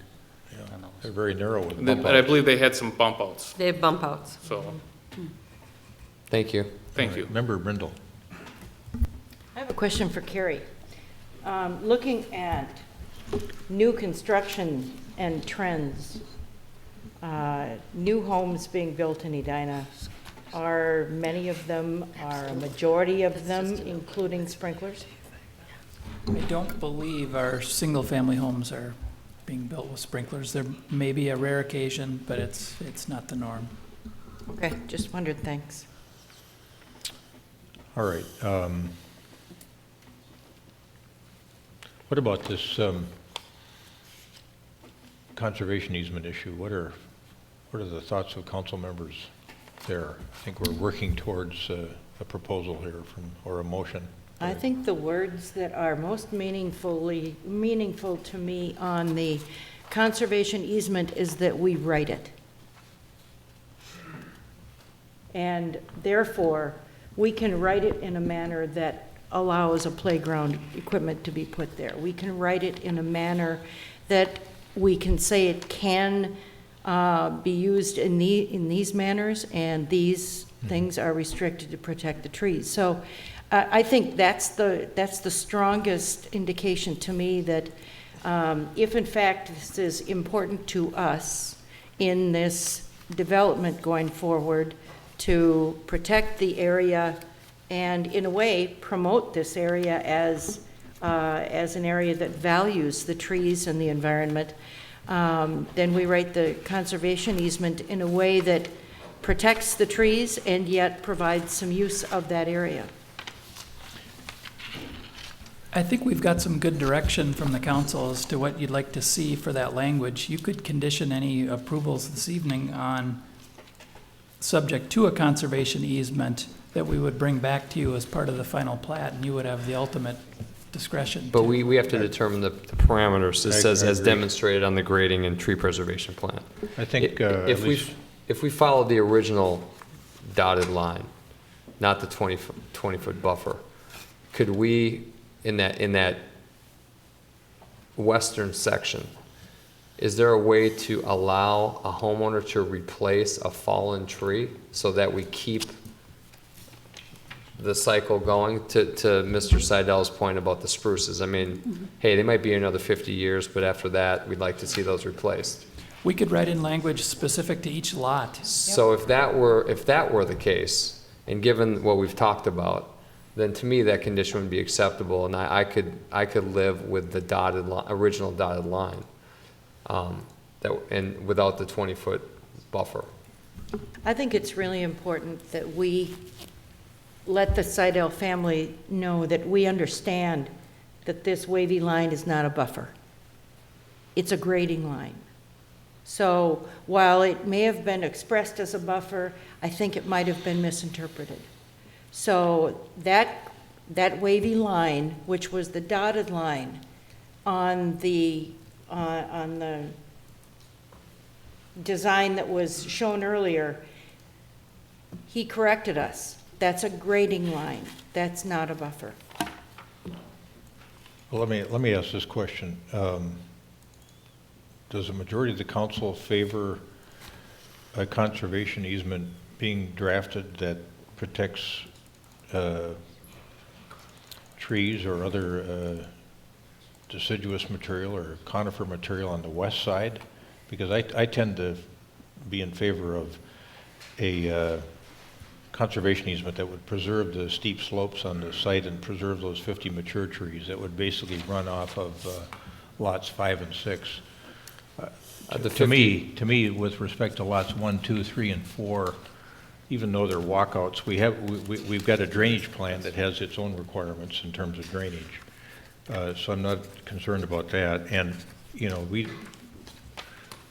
for a tear down rebuild, we don't have any control over what happens with tree material on the lot. So I appreciate the beauty of the place, and I think it'll be preserved for the most part. I'm a little reluctant to impose conditions on the west side behind lots 1 through 4. Okay, this is different though. We're subdividing this, and if Builder Fred Jones comes and buys 1, 2, 3, 4 from the Seidels and offers them a nice price and they sell, and then Fred brings his bulldozer in because there's no conservation easement on 1, 2, 3, 4, and takes those lots all the way down, including the old pine trees at the end, are you going to be happy that you didn't do something? Because there's nothing, I agree there with the concept on the north end and what they want to preserve, and I think that's great. I also believe his dash line probably on the west end offers some protection for now until the pines die, and then it would be great if we could find a way to encourage them to replant them. He does have a few significant trees sort of in the backs of lots 1, 2, 3, 4. Not a ton. There are a few great oaks back there. I don't know if it's worth protecting 1 or 2 of them for right now, but I just think that his dash line was significant, and I would support it, and I think we can write something to make it work. I concur. You know, and it's not uncommon for cities to do this through naming particular species, if there's a species out there, or by size, by a caliper inch size, by requiring the property owner to get the approval of the city forester before a significant tree is removed. So there are some provisions here that we can lift from other communities that could be helpful in this. Well, and Dubois says of wood, so, I mean, the name they picked for this site as a working name follows what you just said. You know, if we could help them find anything that they would think would be significant. My notion on the west side is that there be a buffer zone there for construction, for the construction period, to prevent a builder from doing exactly what you described. Mhm. But once a home is sold and a family moves in, I think they should have the right to use their property the way they want. And if they want to, and I don't think you can draft for every possible situation that might come up. And all of a sudden, somebody's in violation of a conservation ordinance on their own property, and they got to come back here and ask us if they can change it out. So the important thing to me is to protect all those trees that aren't subject to removal for building a house during the time of construction, and then back off and let the homeowner use their property the way they want.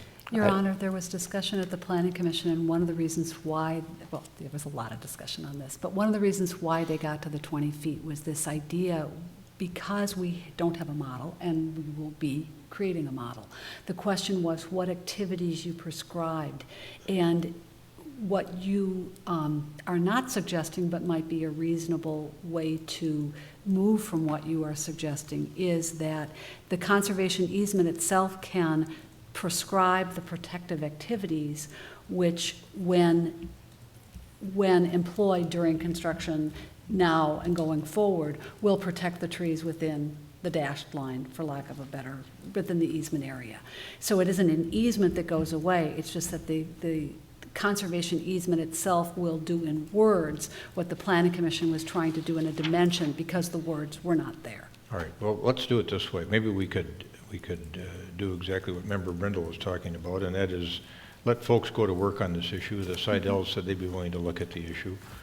And so we make final approval subject to a conservation easement that's acceptable to the council. That would be fine. Do we also then need that final approval do you have enough on that, the rain garden access?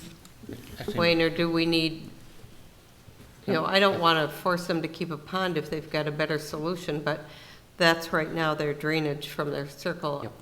After looking at that closer, there is actually a drainage and utility easement on the preliminary plat. Okay, And so that we was- don't we need already to have add the protection. anything. So you don't need that. We have That's that, right. okay. The And other then question, I had a question for you. Okay, and then I was just going to say, then, to get over this fire sprinkler protection thing, I would just make the cul-de-sac 27 feet wide. I concur. Okay, that was what I was angling towards, and that was, I suppose you could posit it in the alternative in the event that they can't make the lots work quite right.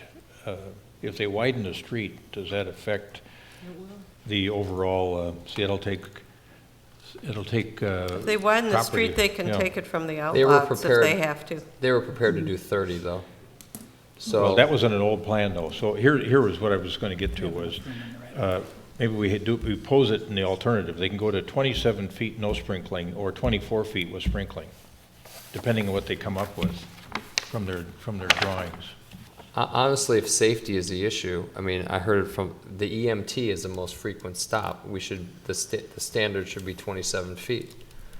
Because with one car parked in an 8-foot vehicle, they'll still have no problem getting by. And even if they need a fire truck backup, they still have some room. So if the real intent is safety, then the 27-foot street would be better than the 24 feet with sprinklers for an event that is the least statistically probable to happen, which is a fire. So why not impose a condition that creates the most safety for the residents, which is the 27-foot street? Okay, we're getting a thumbs up on that. Okay. Okay, Okay, to make that work. I'll make a motion that we approve Resolution 2013-39 with the change to a 27-foot street. Therefore, we strike M off the list of requirements, and that it be subject to approval for the conservation easement. So you'd want to maybe strike 2H2 and Oh, recraft did it? I have H? 2H is the tree and conservation, the tree and slope conservation easement. How would you like me to handle H, Carrie? Subject to a the development of a conservation easement. So take acceptable to H the out council. and then just make Yeah. it subject to accounts. I would be fine with that. Wouldn't your motion include establishment of a tree and slope conservation easement as demonstrated on the grading and tree preservation plan, comma, subject to drafting of an instrument reflecting the same, or something like that? I mean, don't we have to reference the map, the original dotted dash? I would prefer that. Yeah. So what would be the language on something like that, Roger? Conservation easement will have to come back to you for approval. Right, but can we keep H in and note that it's going to be, the line is going to be established by the conservation easement, because H talks about his tree preservation plan, and that talks about the actual dashed line that he had. You could go with just the first sentence. Okay. That's what I was. delete That's that. what we were going to say, Okay. and we'll take the rest of it off. Okay. I will second that. Any further discussion? All right, I think we can get by with a voice vote here. All those in favor of the passage of the resolution, the adoption of the preliminary plat as stated, say aye. Aye. Aye. Opposed, say nay. Carried.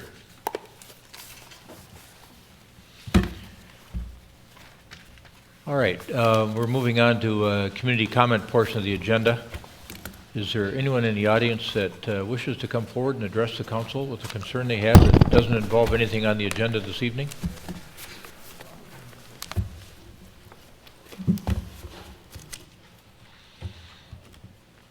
All right, seeing no one coming forward, we'll move on to the next portion of the agenda, which is reports and recommendations. And the first matter there is a potential comprehensive plan amendment. We discussed this 2 weeks ago, and it went back in for some further drafting. And Director Teague, it looks like you've pulled it all together, reflecting the changes that the council mandated at our last meeting. So, I have. I'll make just a brief overview and then introduce the applicant to come up and describe in a little bit more detail. Just a reminder, the council before you is a comprehensive plan amendment for the designation of this site, low-density attached residential, 4 to 8 units an acre, to medium-density residential between 5 and 12 units an acre, preliminary rezoning to PUD, preliminary development plan, and preliminary plat. So should the council approve this project, it would come back to you in the form of a final rezoning and final development plan. Again, the site is located just west of Highway 100 on Vernon Avenue behind Holiday Gas Station. So just to quickly highlight some of the changes that were recommended by the council. The first is elimination of 1 unit. So the proposal before you now is 16 units. They've eliminated the unit in this location here. So the density is 11 units per acre. The setback here on the side yard has increased from 15 feet now to 42 feet. So there's separation between the existing single-family home. They have increased the setback along 49th Street to 36 feet. That was per the Planning Commission and council recommendation. They've added the sidewalk along 49th that would connect up to the north-south sidewalk connection. They have added this drive entrance for garbage trucks, and they've also provided 3 additional parking stalls along that lot line. And that concludes the changes.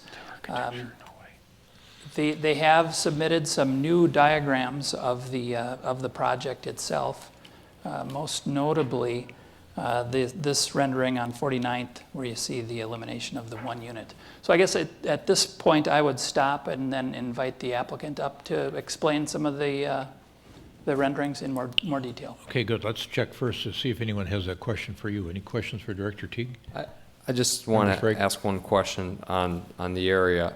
So across from the now 5 townhomes facing 49th, how many single-family homes are there on that stretch?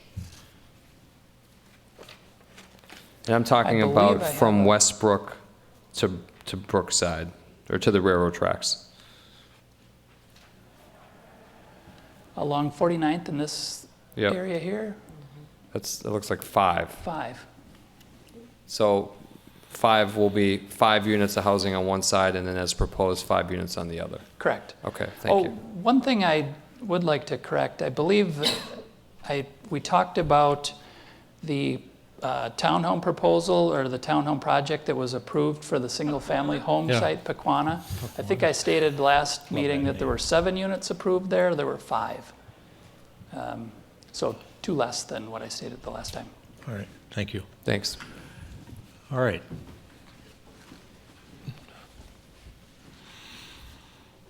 Good evening. I don't think so.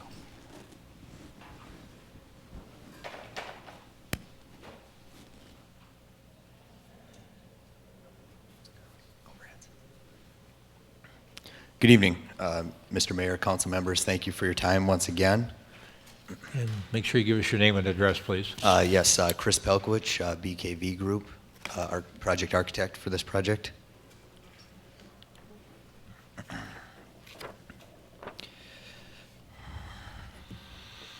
Thank you again for your comments from the previous meeting. We've gone ahead and implemented a number of those comments. We were previously left at the end of last meeting where you guys were looking to, we're going through comments and looking to add a few provisions for, acceptance of moving this forward, and you weren't able to have a clear consensus. So we kind of, really reviewed what you guys spoke about, took some nice notes, and tried to really work in as many of those attributes as possible. The first element we did was removed the first unit, as Carrie spoke about, allowing for a much larger setback, a 42-foot setback here, and in also doing so, sliding these units 5 feet back this way, allowing for additional green space on both sides, which allows for not only just the green space and the nice amenity, but further groundwater areas to percolate through, and as well as snow removal later on in the winter time. In doing so, we also slid back the first 2 units here with the removal of the 1 unit here. We were able to slide this and put it in line with these, and we have a 36-foot setback now. And upon the previous meeting, we have a roughly average height center block of 36 feet of height of our building. So we've gone ahead and matched the 2. We've also added a sidewalk back to the project at this point and tied it into the pedestrian walk that we have that connecting the neighborhood to the commercial properties to the south. We also added this loop abilities for trash removal and just kind of ease of flow through the site as we, through planning commission comments, reduced the drive lanes down to 18 feet, putting them at a one-way situation. And in adding this piece as well, added 3 more additional visitor parking spaces to the site to have not only 2 for every two stalls in every garage, 3 for this unit, and 2 stalls behind every single unit for visitors, as well as 5 additional. So on average, there's over 4 parking spaces per unit at this point. A few other questions that were really brought up last time was really looking at the site sections and trying to have a better feel for how this new project would affect what's currently going on at the site and the way you'd make it feel.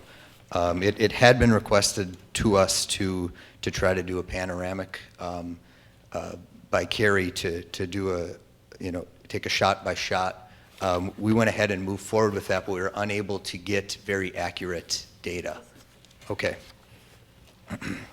So to give a better feel, to start at the lowest elevation here, this is, if you're standing on 49th looking straight at the buildings, the north elevations, you can see we're roughly 6 feet taller than the pitch of the higher of the two apartment buildings, and about 8 feet taller than the other, as the two are have about a 2 foot difference in height as you move down the contour of the site. But you can, as we've added this other drive, it has, it's changed kind of the impact of, the wall that we've had of our units, and I think it's really kind of reduced that and allowed for more green space on the sides. The second site section is cutting across the center of the site and really looking at one of the cross sections through one of the existing apartments and kind of the relationship of heights to the existing, not only showing the existing but showing the proposed as well. And there is the roughly 6 feet taller on the high parapet piece. We're approximately 4 feet taller on the lower parapet. Finally, this one is kind of a combination of two. This is an elevation along the walk, but I'm showing the apartment building beyond the driveway, just so that you have a better feel of the sense of scale of the difference of the existing compared to what is being proposed.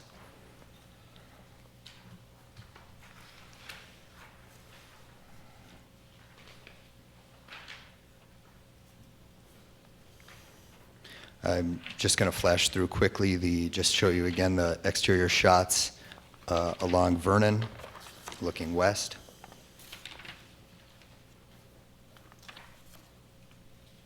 I'm sorry, that first one was looking east, the second one is along Vernon, looking west. Unbelievable, what a transformation. This is on 49th, looking west now, and it is really reflecting that new driveway and that 42-foot separation between this home that's roughly 2 feet off the property line and our piece. Mr. Polkowicz, what's the width of your landscape buffer there from the house over to the edge of the driveway? No, that's from the, I see. yeah. Just one moment.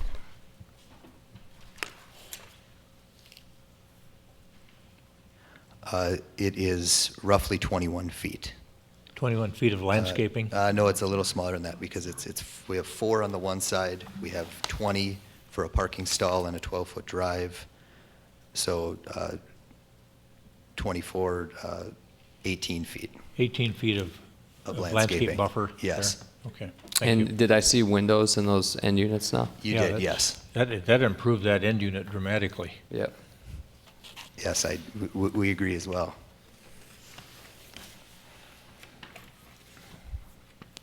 The other view along 49th, looking back to the east, reflecting the sidewalk, it has a similar massing to what was previously presented, minus the one unit. I do have these two images I'm showing now have a slight update since what you were previously submitted just this last week. We've gone ahead and ganged the windows here now to a more residential style of double hungs or single hungs as we develop this a little bit further. And we're just kind of looking to start to find ways to give this just a slightly more residential feel. And one from the other direction as well. I think that concludes kind of the updates to what we've done. If you have any comments on what was previously presented, I'd be glad to answer anything. All right, thanks, Mr. Polkowicz. Member Swenson. Go back about 3 sheets to the site plan. One more, I think. Okay, there. Sometimes in the site plan, the runs along Vernon are contiguous, and sometimes they have this split in the middle. So I've seen them both ways in the packet. So are these 4 and 4 on the Vernon ones? Yes. With a X number of feet split. So that is the way you're proposing them, to split them into two? Yes. Okay, And because have I've a- seen them as a solid row also, so I Yes, just when it want. was presented some time ago, you are correct, it was a solid row. Through working through some of the city comments and things, we decided to split and allow this ability for the visitor parking to have easier access up to the main entry if they so chose to. Okay. Then I got a call from a resident this week, and we had a great conversation. One of the things she asked about, and I don't think we asked last time, was will there be any lighting on the stairway that comes down from Vernon into the neighborhood for both the neighbors and for the residents? We haven't explored that at this point yet. Mr. Hunt is nodding his head yes. I think He will do that. I would say that would be important, so thank you for nodding your head. I appreciate that. She did say that she supported these because they're ownership. The other question she asked was more for Wayne. So when we redo the roads here or look at the egress out of this neighborhood, she suggested that we look at a right turn out onto, is it Brookside? Brookside, yes. Because if you're waiting to go straight to get out, and if there's any snow occurrence where someone's stuck getting up the hill or anything, that the people stacked behind can't take a right turn because it's not wide enough to move out. So Yeah, I don't I know would if you can suggest- flag your intersection. Yep, we'll take a look at that, and then also, we need to, at some point in the future, look at another access point or emergency access point into the neighborhood. 'Cause Okay. There's only one access point into the neighborhood right now. Okay, but she just suggested that that would make exiting the neighborhood great even before this is built, so just a point. I don't know if that would make people happy over on Division or Rutledge, if it's always a right out, and then they're gonna have to figure out a way to cut west to go, you know, I'd rather have them working their way up the hill than going through the neighborhood. This was just if you wanted to turn right, you were stopped from being able to go based on the stacking cars in front of you. Do you mean a widening of the road? Widening A of the widening road? of the Accommodate road, a turn yes. Not Sorry. not a right only. You knew what I meant, or did, absolutely. okay. Just I widen thought it. Wayne knew what I meant, Just okay. widen All right, I thought you Okay. meant a mandatory right out only. Okay. Okay, And thanks. that's all my comments. Excuse my interruption, but I did have one more thing to present. You guys. All right, Mr. Palkowicz, go ahead. You guys had also requested to see a preliminary material board as well in the previous meeting, and we've gone ahead and supplied one. Again, being the preliminary submittal here, we're currently calling for cast stone, but we also wanted to have face brick and to continue to explore our options between those two materials for the main exterior piece that you're seeing in the renderings. We have made a change from the stained wood to a fiber cement board panel now for what you're seeing around the bay window on the exterior. And then finally, the charcoal colored area, we're exploring a fiber cement panel or stucco potentially right now. And this stucco is just a material only. It would be approximately this color. Well, your renderings look terrific. You know, and your architecture is very high quality, in my opinion. So when you come back for final, make sure that you're doing something that's consistent. You know, we know you're exploring these different materials, but we expect that it'll look very close to what you've shown us so far. Yes. I have a question. Because when you come for final, those are the materials you're going to be using. Member Brindle. I have a question about the fiberboard. Yes. What's it made of? Fiber cement panel is a mix of wood product and cementitious type of product as well.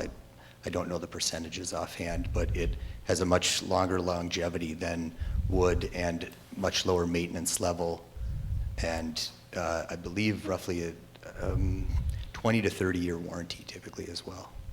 Okay, that doesn't look like wood to me, Mm-hmm. so it's not supposed to look like wood. It can potentially have wood grain or not. We haven't made the final selection on that. Oh, okay, all right. While I have this, thank you for listening and taking our suggestions to heart. I, for one, appreciate it very much that the garbage truck, the delivery van, can get through here without backing up. However, he does have to back up to these 2 units on the end, doesn't he? At this point, yes. I think maybe as through a management piece, they could have them park, potentially at one of the other units as a temporary option. So if it's trash day, the truck comes in on the entrance on the east side, and then I'm gonna guess that the truck then makes the left turn and then beep, beep, beep, backs up to the end, picks up trash from the end unit and the next unit. Unless there's is that what you're saying? Unless there's a common spot to put the trash for those units so they don't have to get back there? Mr. Mayor, Councilmember, Would you identify yourself, please? My name's Dan Hunt. I'm the developer. It'll be a smaller truck that services this, not a standard size garbage truck. So it will pull into some location here, grab the can here, grab the can here, grab the can here, make the turn, walk back. Walk back, okay. Take it. And I know that because my home has a 75-yard driveway that the garbage man loves to walk on every Friday. Okay, thank you. All right, so what has changed? I saw maybe more surface of window on the townhomes fronting 49th Street. Is that the biggest change? That to the exterior, yes, but I think the removal of the unit and the additional square feet around it is really the major change that we've made. And I like that. And then the increased glass on the units facing Vernon as well? Or are those the same as they were? It's consistent glass. The only additional glass that's been added is upon the east side of the northeast unit. Okay, so maybe I'm not understanding. I didn't bring my pictures from last time. It looked to me like the glass windows facing 49th Street, it looked to me like there were more windows this time than last time. It looks like there's more glass. There's not.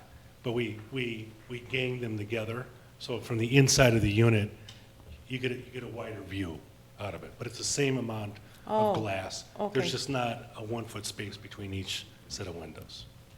Well, it looks better. All right. Okay, thank you. I think that's it for me.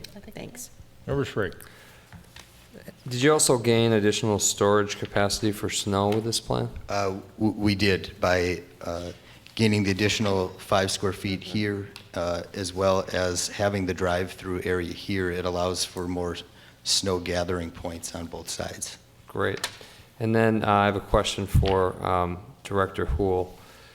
This is just based on some correspondence. Can you just walk through briefly the drainage plan? There was some concern on behalf of the neighbors that there would potentially be some flooding from the site. So can you walk us through that?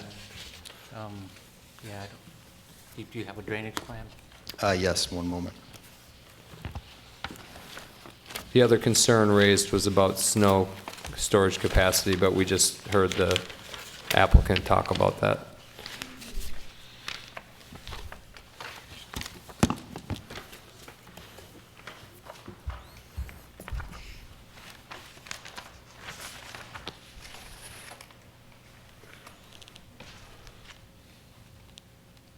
Zoom into this area. Okay with that.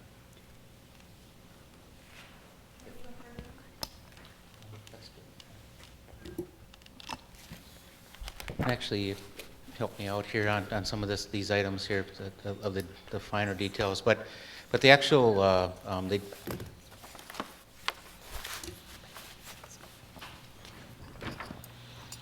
first of all, what happens on the site is that, and it's kind of really difficult to see on here, but all these arrows are showing where the water is actually draining to, and then it drains back to a utility system or catch basin system that's along these drives through this area here. And then if you page to C500, all of the water then goes into an underground infiltration system. So, so very little of the water actually is leaving the actual site except for the real peak events. Okay, so, but even in the peak events, we have sufficient capacity to handle that and preclude a deluge into the neighborhood below? That's correct, yes. Okay, thank you. Other questions for staff or Mr. Polkowicz? Member Swenson, we've got two matters in front of us. Member Bennett. Well, I do have a question for staff. All right. Did we, Manager Neal, did we pay Urban Land Institute for the workshop that we held with them? No. No, think we did. they did that they said that we didn't. Okay, thank you. Good. First matter in front of us is a resolution approving a guide plan amendment, which is a 4/5 vote. And is there a motion on that matter? I would move that. Second. All right. And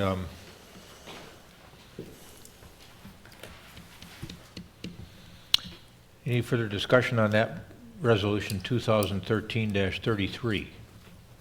All right, roll call, please. Member Brindle? Aye. Member Sprague? Aye. Member Swenson? Aye. Member Bennett? Nay. Mayor And I- Hovland? Aye.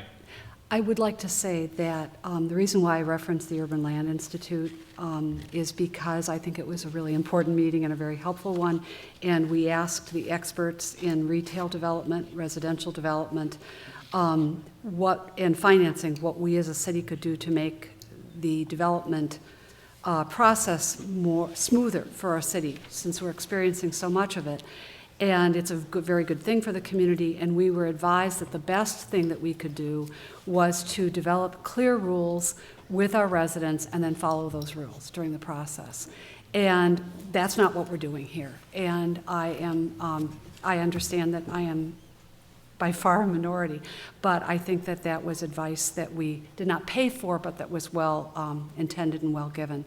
And we were later in the meeting had a specific discussion about the comprehensive plan, and our expert told us it's not the Dead Sea Scrolls, but you shouldn't be cavalierly changing it for every development request that comes along.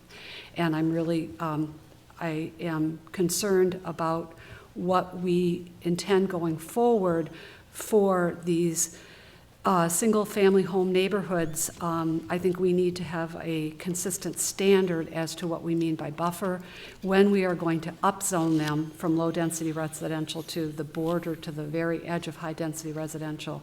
And I think that's something that we need to look at and do better. I hope you're not saying that we're being cavalier, because I know I'm not being cavalier in approving this. But just to answer that, I appreciate the community input that goes into the comprehensive plan, but it cannot possibly account for every possible development situation that reaches a dais. So there has to be some flexibility. You've seen some of us in the past give that flexibility to a project that offers significant benefit to the city, and that doesn't result in any major adverse impact to a neighborhood. That's why I voted for this comp plan amendment. This is an opportunity. I think we should, I think the shaped in the way it's been, it's ended up to be a very good development, probably much better even than the one that was approved in previous years.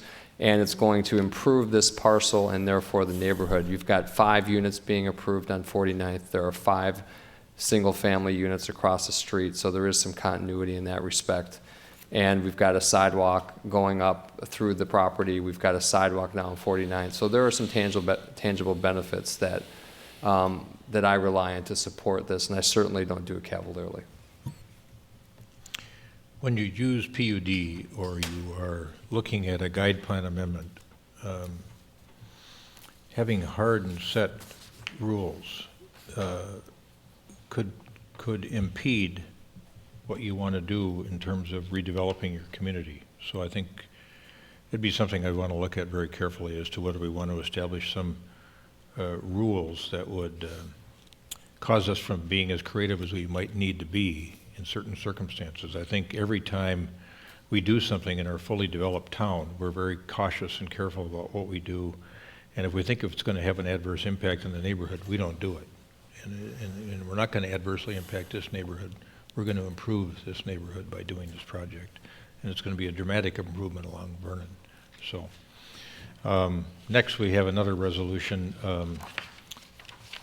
that is a 2013-37, which is the planned residential district to PUD planned unit development, preliminary development plan, and preliminary plat. And is there a motion on 2013-37? So moved. Second. Got a motion and a second. Discussion. Clerk Mangan, do we need a 4/5 voice vote on, or roll call? Just a simple majority vote on this, I believe. Yeah, thank you. The agenda was a little bit misleading on that. All those in favor of adopting resolution 2013-37 say aye. Aye. Aye. Opposed say nay. Nay. Carried. I did catch on resolution 2013-33 a little typo in the second line there. Density had an extra D in there in the caption. Okay, thank you. All right. Thank you, Ms. Palkowicz. Thank you, Mr. Hunt. Thank you, neighbors, for coming in. Appreciate it. And now we're on to Planning Commission 2013 Work Plan Amendment.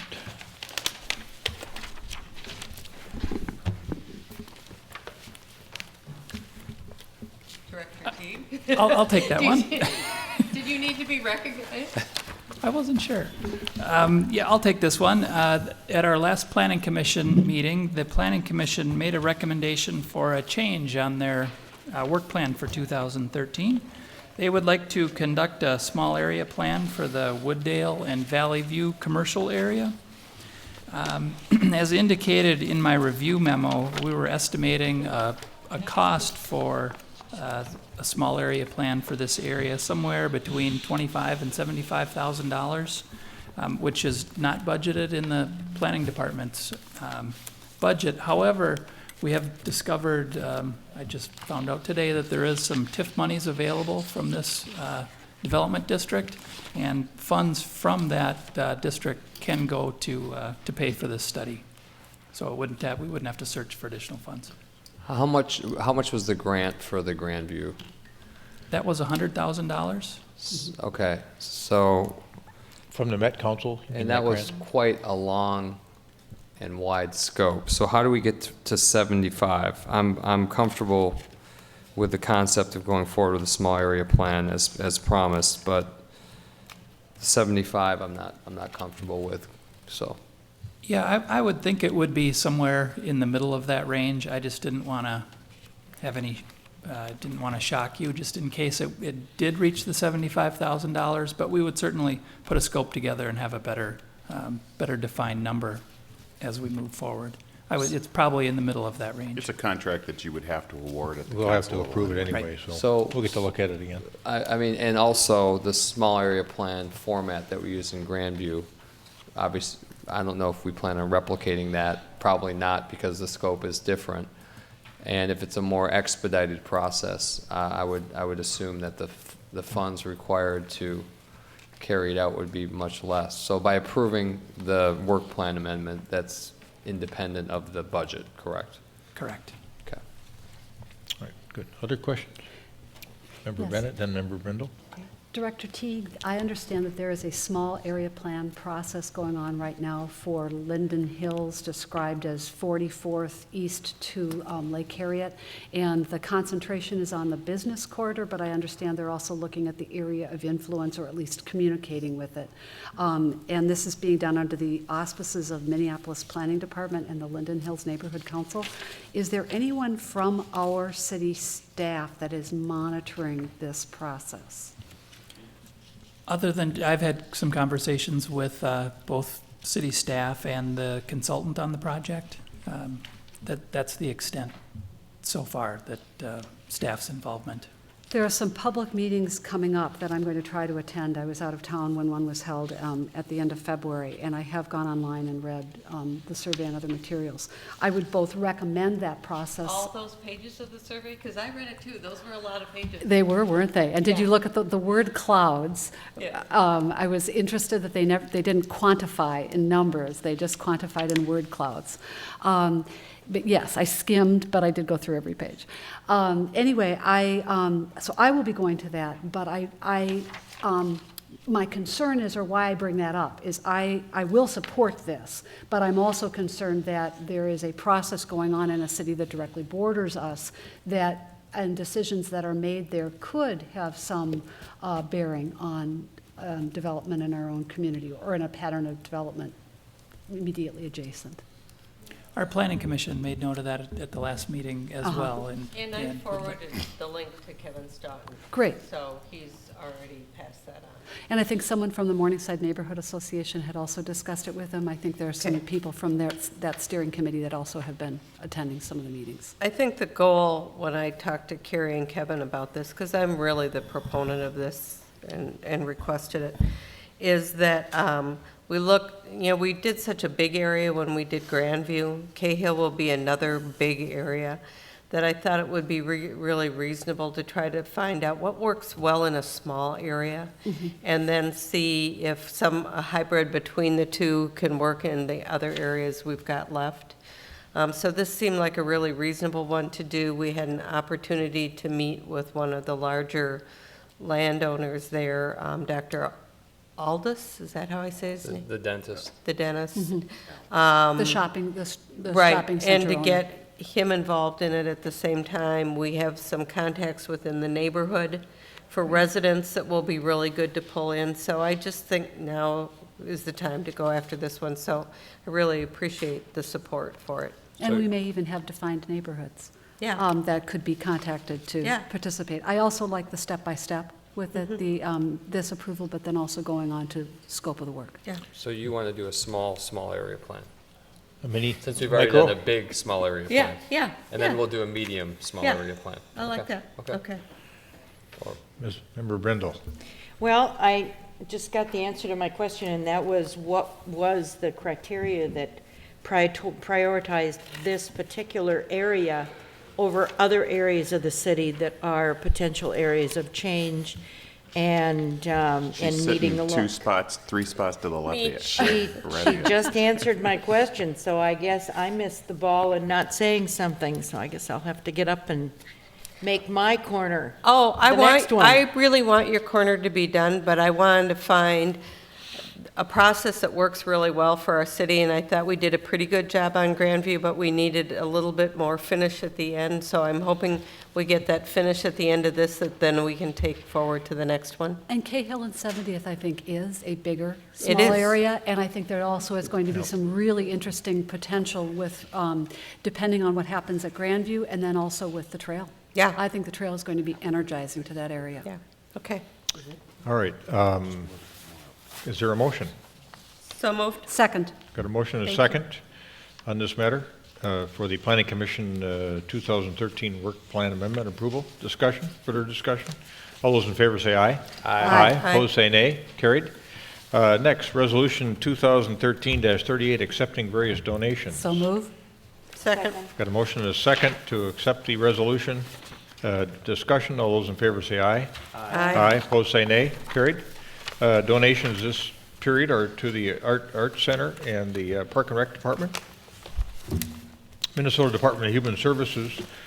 This is SHIP funding. It came in for the Centennial Lakes Farmer Market program, $5,579.30 to the Park and Rec Department. And then in the Edina Arts Center category, we had a nice gift from the Michelle and Andy Herring Family Fund. Andy used to be on the park board years ago.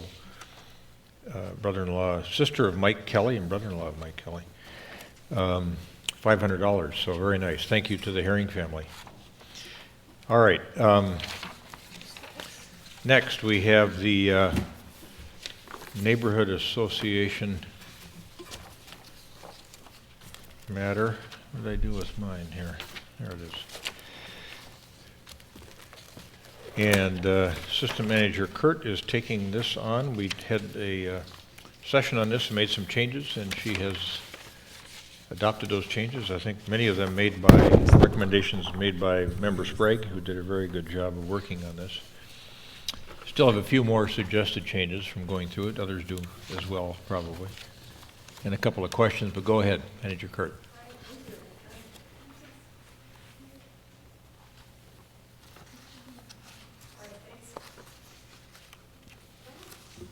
No. I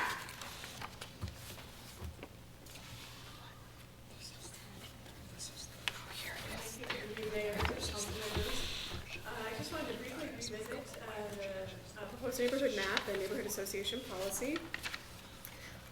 Just to briefly review the steps, this really started with the Name Your Neighborhood project, which was led by a group of volunteer residents. And they worked on this project throughout 2012, starting with a written survey, followed by 3 community meetings, and then ultimately reporting the recommendations to the City Council in early December. And we also shared a draft neighborhood association policy with the council at that time. Since that time, we held a public hearing on January 22nd, revisited the issue at the February 5th council meeting, had a work session, which the mayor mentioned, and then we're back here again tonight. So for the map changes,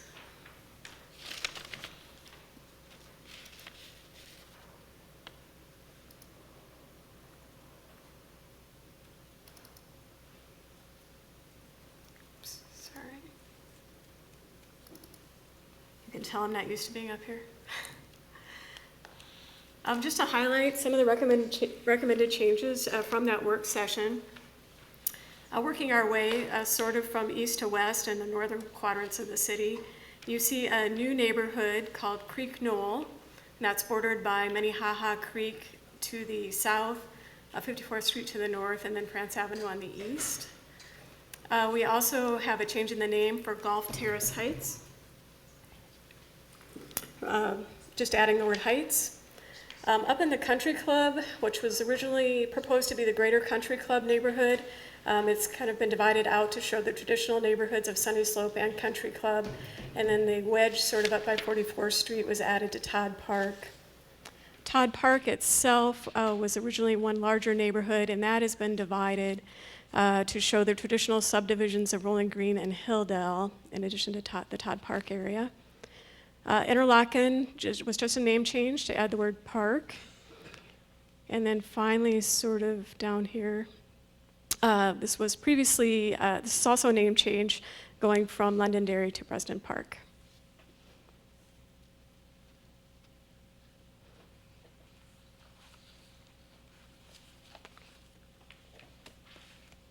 Sorry.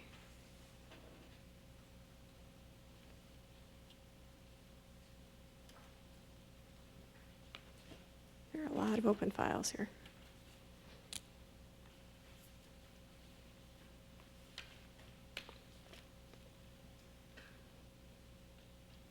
And so really, in terms of defining neighborhoods, the hope is really that neighborhoods would create a sense of place and provide a historical context for the area and the city at large. Neighborhoods would also allow us to tailor communication services such as City Extra by geographic area. And then just as importantly, neighborhoods would help support the voluntary formation of recognized neighborhood associations. And that's really the second item we have before you tonight, which is the neighborhood association policy. And then just to kind of highlight the basic tenets of that policy again, the purpose really is to facilitate communication between residents and city staff and officials, foster interaction between groups of individuals, and then to build a better community through cooperative action. And we would see these neighborhood associations becoming involved in issues such as street reconstruction projects, redevelopment sketch plan review, land use planning, and park development or redevelopment. Expectations for our recognized neighborhood associations would be that they would be included in the public input process, but they would not speak on behalf of all of the neighbors. They would be strictly voluntary with no requirement to join, that they would not assume the role of administrative or legislative body, and that only one recognized neighborhood association would exist in a neighborhood. It's important to note again that existing neighborhood associations would have the choice of becoming a recognized neighborhood association or just continuing as they are today.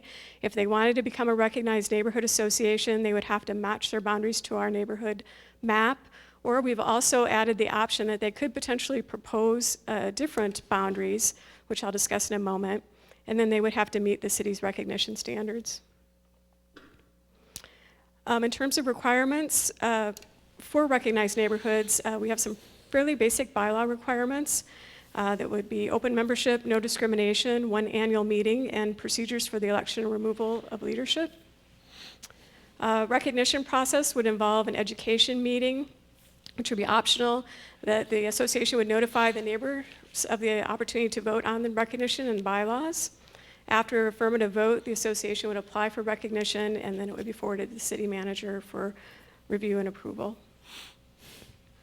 City support for recognized neighborhood associations would include a landing page on the city's website, copying service, about town listing, guest speakers, and meeting space. And then this was an area where we did see some change from our last review of our policy. For name changes, associations could propose a change during application for recognition or up to 1 year after recognition. Technical corrections to boundaries, and that's really where we just need to make a correction because the line wasn't quite drawn right on the map. The city would notify the adjoining neighborhood association for review and comment before bringing that boundary change forward. And then we have more significant boundary changes, and that might mean moving a street boundary over several blocks, one direction or the other. For those types of boundary changes, they can be proposed during the application process for recognition or up to 2 years after recognition. The neighborhood size must be at least 70 parcels or more, and the city would notify adjoining neighborhood associations for review and comment. And for all of these elements, the city council would hold the authority for final approval for any proposed change. Could I ask you a question on the boundary change matter? And I think some of my colleagues could help me on this too. On the boundary change issue, which I think council worked on the language of that at the work session, I'm still a little bit confused by it. Can proposed change during application for recognition or up to 2 years after recognition? So there was some discussion about after we implement this policy that new neighborhood or neighborhoods that don't presently exist or are part of a larger defined neighborhood, if they had a certain number of parcels, which is defined here, at least 70 parcels, they could come in and say they wanted to be have their own designation, their own name, their own boundary lines. But the way this language reads to me is that Mirror Lakes could come in 3 years from now and ask to be recognized, file an application for recognition, and then they'd be able to potentially be recognized as a new neighborhood subset. Am I misreading that language? And what was intended there? I just want to make sure that we're putting language in place that meets the intended goal of the council. And that was my recollection, was that after this policy got adopted, neighborhoods that aren't presently recognized could come in over that 2-year period and ask to be recognized as an independent neighborhood. Mirror Lakes, for example, whatever that defined area would be, or some other part of the Southwest. What are your recollections on what we intended to accomplish there, or give people breathing room on? So are you stating if a subset of a neighborhood right on this map comes forward right for recognition and they want boundary changes? Correct. And they're more than 70 parcels, they can do so at the time of application for recognition. In addition, within 2 years of that, the other part of the neighborhood could apply for their boundary change if they wanted to be a different subset of the neighborhood. Did I state that accurately or no? My understanding from the work session, which may or may not have been correct, was that, or what was originally proposed was that there would be sort of this 2-year window in which people could propose changes to the boundaries. But there was a recommendation that we alter that language to match the language that had also been recommended for the name changes. And that language was during application or up to 2 years after application. And so that the net impact of that is that you really could have these boundary changes happening 5 years out from Yeah, this. that was the intent, that it doesn't start until someone applies for recognition and then the clock starts to tick. So that gives them the most flexibility. So if it's 7 years from now and no one's organized a certain section, and then someone goes forward to organize, the rest of the neighborhood's on notice that they have 2 years to apply for a boundary change. Did I state that accurately? Yes, and if I can borrow somebody's microphone, thank you. I think it was intended to be responsive, Your Honor, to a concern that you and some others had raised, that there was this question, the possibility that a neighborhood was not organized, and if a clock started ticking when the policy was adopted, that might not allow people to inform and speak with their neighbors, and so that was the intention with this. And yes, while it does move that window of change forward, it also does match the policy with name change, and then it also does give the neighborhood groups themselves flexibility and that ability to organize and be thoughtful about the change that they may request. So it allows for that self-determination principle that we were trying to uphold through the revisions. Yes. Yeah, I understand that. I was just thinking that the way the language is crafted, as I mentioned, that 10 years from now, Coventry townhomes could come in and say, we want to be Coventry neighborhood because they've got at least 70 units there. And they would be able to carve out a subset neighborhood for themselves doing that. Is that the way we read this? If they were a subset of the geography on the map and they came forward and they were more than 70 and they proposed a boundary change, yes, they could carve themselves out. In contiguous boundaries, not creating an orphan area. Right. Correct. Yep. And Correct. I guess I would say they have the ability to apply for a boundary change, but again, the council holds final authority on those boundary changes, and I would anticipate that the council would take into account a wide variety of factors in determining whether or not that boundary change made sense. As well as looking at the way that information was gathered about support for the change, the requested change. Okay. That's a good That's point. helpful. Thank you. All right. Go ahead. I interrupted you. You're probably not finished. I was done. Oh, well, there. Well, what anticipation. Yes. A couple of questions for my colleagues here as I went through it one more time. I've got some typos. I'll just pass this down to the clerk. But on page 3 at the top, city staff liaison, it says the city will assign a staff liaison. It makes it sound like that's some sort of a permanent assignment to me, and I'm a little bit concerned about the use of that word, and I was wondering if We changed it. if language make available the services of a staff liaison would be less permanent in nature. Well, Your Honor, what we were being responsive to is the fact that this person may not be a staff person, it may not be a hire, but rather that, Reallocation of duties. yeah. Well, the point is that it's a staff liaison, right? Okay, then, but not a new position created. No, I get that, but I'm more concerned about the word assign, which makes it sound like they've got some permanent attachment to the neighborhood association, to me. I think it would rather be a function of that it's within the management function of city staff. It's not the council, it is within the normal course of duties where staff members are requested or assigned to take on certain duties, and those duties may change. We changed that word from what to assign. 'cause Provide. It was to. Provide. Yeah, it was to address the issue that you just raised. So I think the thinking behind assign still holds. Okay. Mm-hmm. The other little Provide catches. seemed like fund instead of assign, which could be a reallocation of duties. Sorry to interrupt you, Mayor. Yes, no.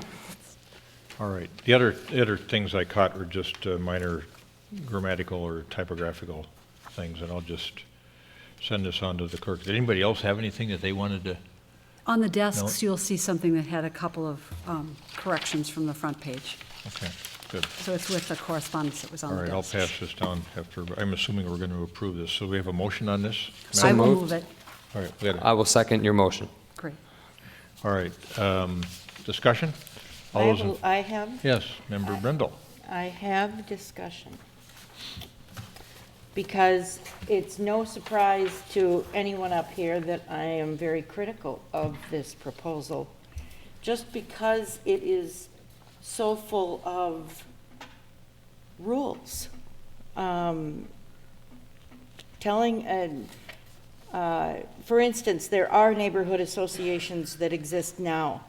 One of the goals is to prevent orphan neighborhoods, but I actually think this creates them. And the reason I think it creates them is really because neighborhood associations are organic, as you've heard me say many times, and they form around a common concern of a group of residents. That might be, it might be a park, it might be burglaries, it might be a body of water, a school, a common need for something or a common concern. And the current proposal doesn't recognize these associations and instead requires that they become part of a larger association simply for communication purposes. And with the technology tools available, it's not necessary for this association to become part of a larger association in order to communicate. It's not necessary for a larger association to exist in order for this association to communicate. It just adds a layer that, in my opinion, is unnecessary, and I don't see it as a good idea. Neighborhood associations are a great idea when they're created by the neighbors for their needs. For example, Morningside Association fits the entire piece of the city that's currently named Morningside. So the definition in this proposal of the neighborhood association, one recognized neighborhood association per neighborhood, matches for Morningside because that's what Morningside already is. I don't think that model fits other parts of our city. I don't think it actually fits other parts of our city, but it certainly doesn't fit parts of our city that I'm familiar with. Or more familiar with. So I just think there are aspects of this that put in place, I think they're going to fall flat and not be used. So if our goal is to enhance the ability for residents to receive communication or go get communication from the city, all that's needed is the resident landing page. They can decide, we can organize the links by neighborhood, we can organize the links by type of project, whatever it might be. And neighborhoods can go get what is of interest to them. And just restricting communication to a neighborhood for what communication applies to that geographic area. A neighborhood may well be interested in something that's going on in another geographic area. So I think we're not all the way there on this, and we're making it very complicated. To say that the city will provide copies for a neighborhood association, I don't think so. I don't see why all the residents in the city should have to pay for that. To say that meeting space would be available at no charge for a neighborhood association because it's a recognized neighborhood association, I don't think so. If they incur costs for meeting space, for copies, for whatever it might be, then those costs should be covered by the members of that neighborhood association in what dues they collect from their members.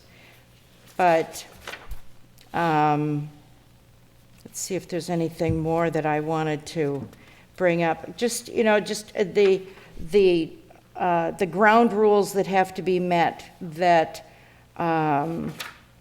bylaws are necessary, who can and can't vote, for example, and a variety of other things listed on page 2. it's too much the city dictating what the neighborhood association needs to be and to do in order to be recognized. And frankly, they don't need to do that. So it's just not something I'm comfortable with. Member Sprague. Thank you, Mayor. I'm not seeing the same policy that you're seeing. My perspective is quite different. I don't see us requiring an existing association to do anything with the adoption of this policy. They can continue to exist. They can continue to interact with the city. They will have enhanced communications only because we now have a geographic map of neighborhood boundaries that we now can all agree upon, and then deliver notices that are geographic specific based on that geography. So they'll actually have more community communication tools than they do now. And all that's to say they're not forced to do anything. If a larger group within the boundaries on the map wishes to organize and to community build, they have to follow very minimal requirements for organizational sufficiency in order to do so. In fact, most of the impetus will come from the residents themselves, as you say, organically. However, there are some, if we're going to allow, encourage associations through delivery of a few simple perks, we have the right to ensure that they are following at least some good democratic practices, very, very simple, like an annual duly noticed meeting, which has come up before, election of some type of leadership. And within that parameter, they have ultimate flexibility. So, the existing ones can continue to exist. People, if they want to develop this association, which I hope they will with the adoption of this policy, they can do so in a very simple manner. And we have a need. We have communication needs. We've heard from our peers here on the council that every time we have a public hearing and someone says, I never heard about this, we realize there's still a gap in our communication chain. And this is one way to solve part of that gap. In addition, neighborhood associations will allow us to do community engagement. We can have a staff relationship. We can have staff come out and speak about topics at a forum that can be promoted by the neighborhood itself on topics that are of interest to the neighborhood itself. Not us dictating to them, but us being of service to our residents on their local concerns. I want to thank Karen Kurt for all her work on this. We've massaged this policy many times with the overall goal of, number one, accomplishing an inclusive model. We don't want to exclude people. We want this to be a positive thing for the community, and that everyone within the geographic confines, everyone's part of a neighborhood after adoption of this policy, even if they don't want to participate. And then the other thing is we needed to build in more flexibility to reflect the culture of Edina. We believe in self-determination, and we want to have not be so top-down, but to allow a softer policy, but yet still definite enough to accomplish our objectives. And I think we've gotten there through a lot of work. And I also want to thank the community team that worked on this, that went out for many, many months into the community and solicited input into these items. And then finally, with respect to the map, again, we massaged the map to include some areas I think that whose identity and boundaries are well established, to avoid their having to go through the hassle of doing a boundary change later on. And I think that's reflected on the map, in addition to the name changes, which reflect, I think, a more accepted moniker for the few areas that we did rename. So those are my reflections. All right, good, thank you. Member Bennett? Yes, there are other neighborhoods in which this model has been operating really successfully, including the Countryside Park neighborhood, or the Countryside neighborhood, which participated in a redesign of its park. And created its own committee, met with our Parks and Recreation Department, and the communication was made much easier than when a similar effort arose in the Pamela Park neighborhood, and the park director was able to approach a few people in the neighborhood he knew personally, but had not a means to communicate with the neighborhood as a whole. That postage can get expensive, that is a choice, but what's contemplated with this policy and with the practice that we've seen in the community is that neighborhoods will develop their own networks of communication, and it ends up being very low cost and very efficient and effective. We also know that with airport noise, the neighborhood association structure enabled Minneapolis to organize and inform people in a really, really quick way, and we benefited as a community from that. We can also continue to work with them in this coalition that they are forming, involving people from Richfield, Minneapolis, and Edina. The people who are attending the meetings in Minneapolis are representatives from the different neighborhoods. The room that the meetings were held in held about 20, so it's not something you can issue a complete community-wide call for, but the representation is there. So I think this is something that there is a need, but as Member Brindle points out, that need will vary with the neighborhood, and that's why the neighborhood-based model, I think, is so important and will be so helpful. Neighborhoods will determine their own structure, they'll determine their own activities, they'll determine whether their focus is social, whether there are community building work, park maintenance, that kind of thing, or whether it's purely social. It'll be up to each neighborhood to figure it out. And I think this is a really good step. And I appreciate all the work that went into it. Karen Kurt's leadership, the committee of people throughout the community who volunteered, and then finally the people who showed up at the 3 open houses that were held, all ages, all parts of the city, and people who tendered their comments online and in writing. Thank you. Thanks to all of you. Member Brindle, I understand and appreciate your ongoing concerns. I had many of those same concerns myself as we started into this process. I was worried about the balkanization of Edina. As we've worked through this process, we had all these terrific volunteers that Member Sprague mentioned that did yeoman's work in establishing, I think, about 40 neighborhood designations for us. We then got input from the community. They said, hey, wait a minute, we want to maintain our historic neighborhood designations. Sunny Slope, a good example. We went through the effort of carving out these other neighborhoods, and I think we've got most of them covered pretty well now. As to the issue of, do you have to be a recognized neighborhood association to be able to communicate with the city? The answer is, at least for me now, from understanding this and the way we set it up, the answer is clearly no. If you're Morningside, it's been organized for a long time, as you pointed out. They've got their own way of disseminating information, and we've had this historic relationship with them. We've also had a historic relationship with Country Club, which has no organized structure to it.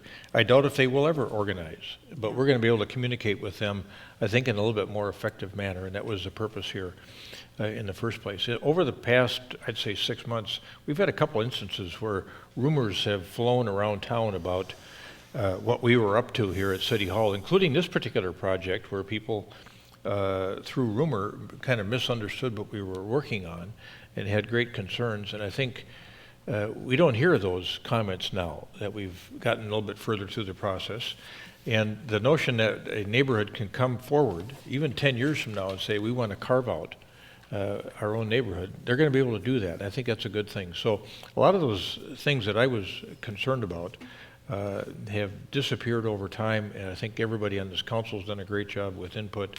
As Member Sprague said, certainly Assistant Manager Kurt and all those folks that served us so well did wonderful work, and I think this is worth trying. You know, it's a work in progress, and we'll get to that best practices phase, but this is a good start, I believe. So I'm going to support it this evening. All right. We got a motion and a second. We've had comments. This is first reading? This is a policy. I think we'll just be adopting it. We're just adopting it, yeah. So it doesn't, okay. Because it says an ordinance amending chapter 10 of the, oh, never mind, I'm already on to the next You agenda always are item. working ahead on us, Okay. aren't you? All right, okay. All those No in working favor ahead. of adopting the neighborhood association policy, say aye. Aye. Aye. Opposed, say nay. Nay. Carried. And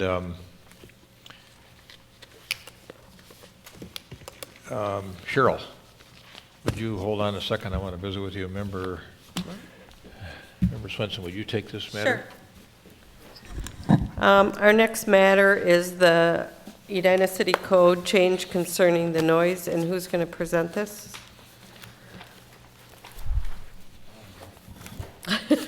Was that a surprise question? I think it's right. I think it's the city attorney. Okay. Attorney Knudsen, we have two copies. Are we looking at the new one that's on the dais that? This is the item that council requested that we bring back to you. Right. And so that's. And the first version is the one I prepared, which is included in your packet. And so you understand what I was trying to do. I listened to your conversation at the discussion at the last council meeting, and I was just trying to bring forward and put on paper what I thought you wanted. So that's version 1. Version 2, Member Bennett suggested, and it takes out some words. And you can see easily what it does. The first version restricts its involving the use of any kind of electric, diesel, or gas-powered motor vehicles, machinery, or other power equipment. And the version 2 takes that out and applies to any noise caused by demolition, construction, demolition, or repair activities, whether it's by powered stuff or anything else. When we have a tornado come through our town on Saturday night, or we have the emergency water and sewer repair, is there, in an ordinance like this, is that superseded, or do you have to have some words in it that supersede that? It'd be a technical violation, but I assure you, if there's a tornado or something like that, we won't be out enforcing noise ordinances. Oh, well, I just wondered because it's, You you could- know, you we've could had make it that a once change. where we had so many limbs down, we were all grabbing chainsaws whenever we could and helping out, and it went over multiple days. And then I was just thinking sometimes when we have a homeowner that has a sewer or water issue and they have to dig right away, I have seen it happen on the weekend, so. I just feel that I'm not sure if we're going to be able to regulate. My intent with this was to regulate the larger scale addition remodels and not leave a gap after we adopted the demo and new construction permit ordinance. With this version, any small homeowner improvement type activity, including building a deck, gets swept into it. So it's too broad for me. Is there a way to create a separate ordinance regulating the addition remodel permitting, and then within that have parameters just like we do in demo and new construction on construction activities? Because my intent was not to sweep in all those home improvement projects and maintenance activities that happen on a home on a Sunday. Member Sprague, may I ask you this? I do know that we started to try to address that gap. We Yeah. also wanted to make ours consistent, and you may note the phrase audible beyond the property line, because yes, there are maintenance activities that people do on kind of an ongoing basis as they can do them, but should people be building decks at 10 o'clock at night, audible beyond the property line? I think that's a valid question. We don't want to prevent people from having the ability to maintain their property, but this idea of noise being produced kind of on an ongoing construction-related noise, which is what There it are is when it's a limits. ham. I'm not gonna, no one's gonna fight you on Sunday that, issue, but it's though. a Sunday issue. Okay. Yeah.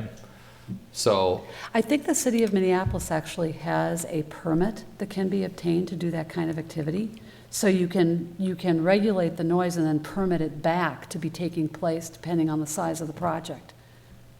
Otherwise, I'm not sure how you make that distinction between a second story, when we talk, remember, about the roof being removed and an entire second story being added. Right now, that's not covered by the ordinance that we adopted on a previous meeting. Right. That's why I'm saying this ordinance may not be the one to get at what the scope of what I envisioned. I don't know what the rest of you did, but I was looking at other major permitted remodeling and addition activity that would cause an equal disturbance as building a new house on a Sunday, which we want to stop.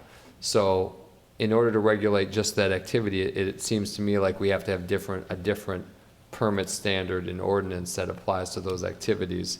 And then everyone else can do all the traditional things they do on a Saturday or Sunday, subject to the old ordinance 1040-03D. Personal observation, and maybe it isn't accurate. When I've had people at my home doing projects, you hire a contractor, and the contractors that have worked for me have never worked on Saturday or Sunday. But what if you're a homeowner and you want to do a deck on a Sunday? How can you not be audible from the property line? You will be. Yeah, I mean, or what if you have to fix part of your roof? You know, any pounding or nailing or anything like that, power thing for a power nailer for a roof, or a power saw, or if you're power sanding your deck, you know, again, that, for me, that wasn't the scope of the activity I intended to regulate. I want to get at the more disturbing addition remodel activity that's similar to the new construction demo activity we just regulated, so there's not a gap. So how do we do that? Well, first, I'd point out the first version 1 that's included in your packet is limited to noises caused by electric, diesel, or gas-powered motor vehicles and machinery or other powered equipment. So you could be out there with your hammer and your saw. But you get my husband out there with his compressor and his nail gun putting up new siding on Sunday, so. How about, what if you? Says or other power equipment. Yeah, what if you say? Yeah, cover everything. No person other than the homeowner. Oh, the property owner. Other than the property owner. You could do that, but again, my own personal experience, I am incredibly unhandy and doing outside repairs. But you said everyone you hired doesn't come on the weekend, so you're not my problem. But my nephew. I have a nephew. Oh, young Fred comes to help. Okay. He's very good. Yeah. Well, could we set? Can I hire him? Could we look at what Minneapolis does? Probably. Sure. Could we look at what Minneapolis does with a permit? Yeah, we had a hard time kind of figuring out how to. Yeah. Because, Member Sprague, I understand your point, but I think, and it's not a clean line. It's not like it's either the homeowner or a second-story remodel. I mean, there is a variety. And what we have heard from people around the city for a number of years, we have repeat correspondence from blocks where people have been living next to construction of one form or another, from remodel up to complete new home construction, summer after summer after summer. So I do think there is a problem. We're not inventing a problem or trying to solve something that doesn't exist. And the reason why I looked at the power tool issue is because when Attorney Knutson and I looked at this earlier, we realized that before we adopted the ordinance we did last week, we didn't have a noise ordinance that affected anything other than power-generated noise. Oh, okay. It seems to me, though, you have to somehow narrow it to the addition, remodel, some type of. Well, maybe let's look at the permit. Let's look at what Minneapolis does. Here's the problem with the permit. I'll take a look at it, but you've raised a great point. I mean, I'm thinking of there's a house down on France Avenue where the guy lives there, and he's putting a whole new second story on it. So I think he's working on Sundays, and he probably gets his buddies over there with him. They're not the property owner, but they're over there working on a Sunday. Is that the kind of activity we're planning to prohibit, or does he have to come to City Hall and get a permit so he and his buddies can work on his house on Sunday? Well, he has to have a permit anyway. To do the work. This is a different kind of permit. He wants to work on Sunday, so you got to. No, every Sunday that he wants to work, you have to come in and get a permit. I don't agree with that. No, I want to regulate differently. That's what I'm saying. Yeah, I know, but Member Bennett wants him to come and get a permit. I didn't to say work on Sunday. No, she That's just not what I'm said we saying. should look at other policies. Okay. Do you understand what I'm saying? Yes. Okay. I mean, I one do thing too. you could do. Okay. Yeah, First, I'm with you. I think- Okay. I'm saying the same thing a I different way. think you're never going to draw a perfect line. No matter what you put down here, there'll be circumstances, oops, we didn't think of this, to be over-inclusive or under-inclusive. That's the nature of the beast. You could, for example, say, these rules apply for someone doing more than, as a building permit for doing more than 50% of the $20,000 worth of work. We talked It's about dollar that. amount or square footage would be the Dollar rational amount. basis. Yeah, either one. So you tell me, maybe we need to give this back to you and come up with the best practice in another community where they are regulating addition remodel of a certain dollar amount or square footage, and then we can put it into practice. That will capture the bigger scale projects, then everyone else can do it, whatever they want to do on a Sunday. We'll do some research. Okay. And Member Sprague, again, to your point, I think the idea is not to leave gaps, understanding that it won't be perfect, but there should be some consistency in terms of hours for the larger projects that are not complete demolitions and complete rebuilds. Right. And there also should be it shouldn't be limited only to power generated noise for those projects, because you can have, if it's non-power generated noise audible beyond the property line generated by a bigger project, you're having the same impact. Recall what we adopted last time did not have any limitation. That's what I'm recognized. saying. There'd be that same standard. No crews or construction vehicles on a Sunday for this square footage or dollar amount of an addition or remodel. So then we'd have that continuity there and similar standards. So I will move to table it. Second. Pending staff. And so no date Further certain staff for coming research. back, just, Yeah. okay, thank you. All right, we got a motion and a second to table this matter pending further staff research and reporting to the council. Further discussion? All those in favor say aye. Aye. Aye. Opposed say nay. Carried. Art Center Board, potential ordinance amendment there. Thank you, Your Honor. I have this item. This item was previously considered by the council. There was some discussion about how we might describe the duties that the new Arts and Culture Commission will be taking on. The amendments from council members were incorporated into the new draft. You should probably recognize there's some, these will need to be renumbered if you approve this, and they will be. So I think this is reflecting the changes that you offered. Thank you. Questions for Manager Neal? Comments on the proposed ordinance? Well, you got a bunch of choices, so are you have A1 and A2, are you including both of them? It's A1 or A2. That's what I thought, so you want to know what I like? I do. Okay, then I'll be quick. The whole thing's kind of wordy, but if I have to live with it, I'll live with A1, I'll live with C1, and F1, except that F1 is really awkward. So identify and support existing and recommend new venues, that it just kind of like a run-on sentence. I think my English grandmother would be putting X's there. Then H, not H1. And then I'm done with my choices. You like F1 better than F2 because of the word, use of the word support? Because Well, it's, because F2 is a cleaner read. okay, then I'll live I with like F2. F2. That's fine. I'll live with F2. You like A1, huh? Yeah, I don't need to, You don't even need A1 if you go with A1 because it's so general. I mean, A2 at least tells you this vision for the board. That's what I thought they were trying to do, talking about a vibrant community. but then we repeat the whole darn thing in B. You just got the whole list of everything in B again. Why do we have the list in A? Maybe it could be 2 A2, and B? C2, A2, C2. And skip Well, B? Eliminate B? No. I wouldn't eliminate It'd be cleaner to. Oh, I see what you're saying. Okay, A1B, okay. I see Yeah, what get you're rid of saying. A2 because it's Okay. redundant Yeah. to B. I missed that in B, I'm sorry. Okay. Okay, go ahead.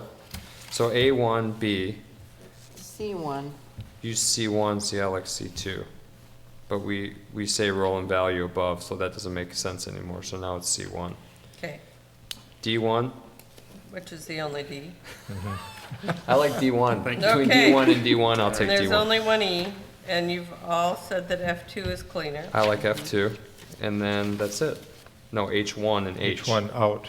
H. Not H1. I like H because it's cleaner, and I don't think we need to So name does the. Member Yeah. Swenson. Oh, so we're done. H1 is out. This is Well, fabulous. there's an F1, an F2, and an F. Took F2. Oh. I only see F1 and F2. Oh, you're right. Followed F, by yeah. F, yeah. There's a typo there. So that stays in. So F should be G. F should be G, G should be H, H should be I, and on down. Yeah, and we will renumber those. Got it. So what's labeled F is a unique one without choices. So, can I move it? You can. Question. Member Bennett, we want a motion, we'll have a second? Second. We have a second, now discussion, Thank you. question? Okay, thank you. Who appoints the members of the Edina Community Foundation? The members of, you mean the The, board? The board, The right. board selects The board. members The for Board the. selects the board. The board, yeah. And do they have any accountability to the city council or city hall at all? No, Okay. they used to, but they don't anymore. But they don't. And we learned when George Sutton reported to the joint work session of the city council and the Arts Center board, that contributions made directly to the city are also tax deductible, if it's tax deductibility that's desired? Yes. Okay.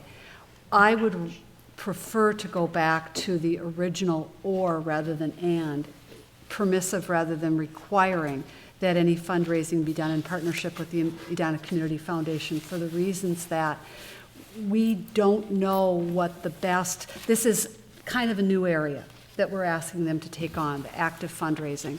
It is something that we've looked at the, I think, Public Art Committee to do in the past. We know that people already have the option of either donating directly to the city and having it be deductible, or being able to donate to the community foundation if they want a gift, for instance, to be anonymous, not to be on public record.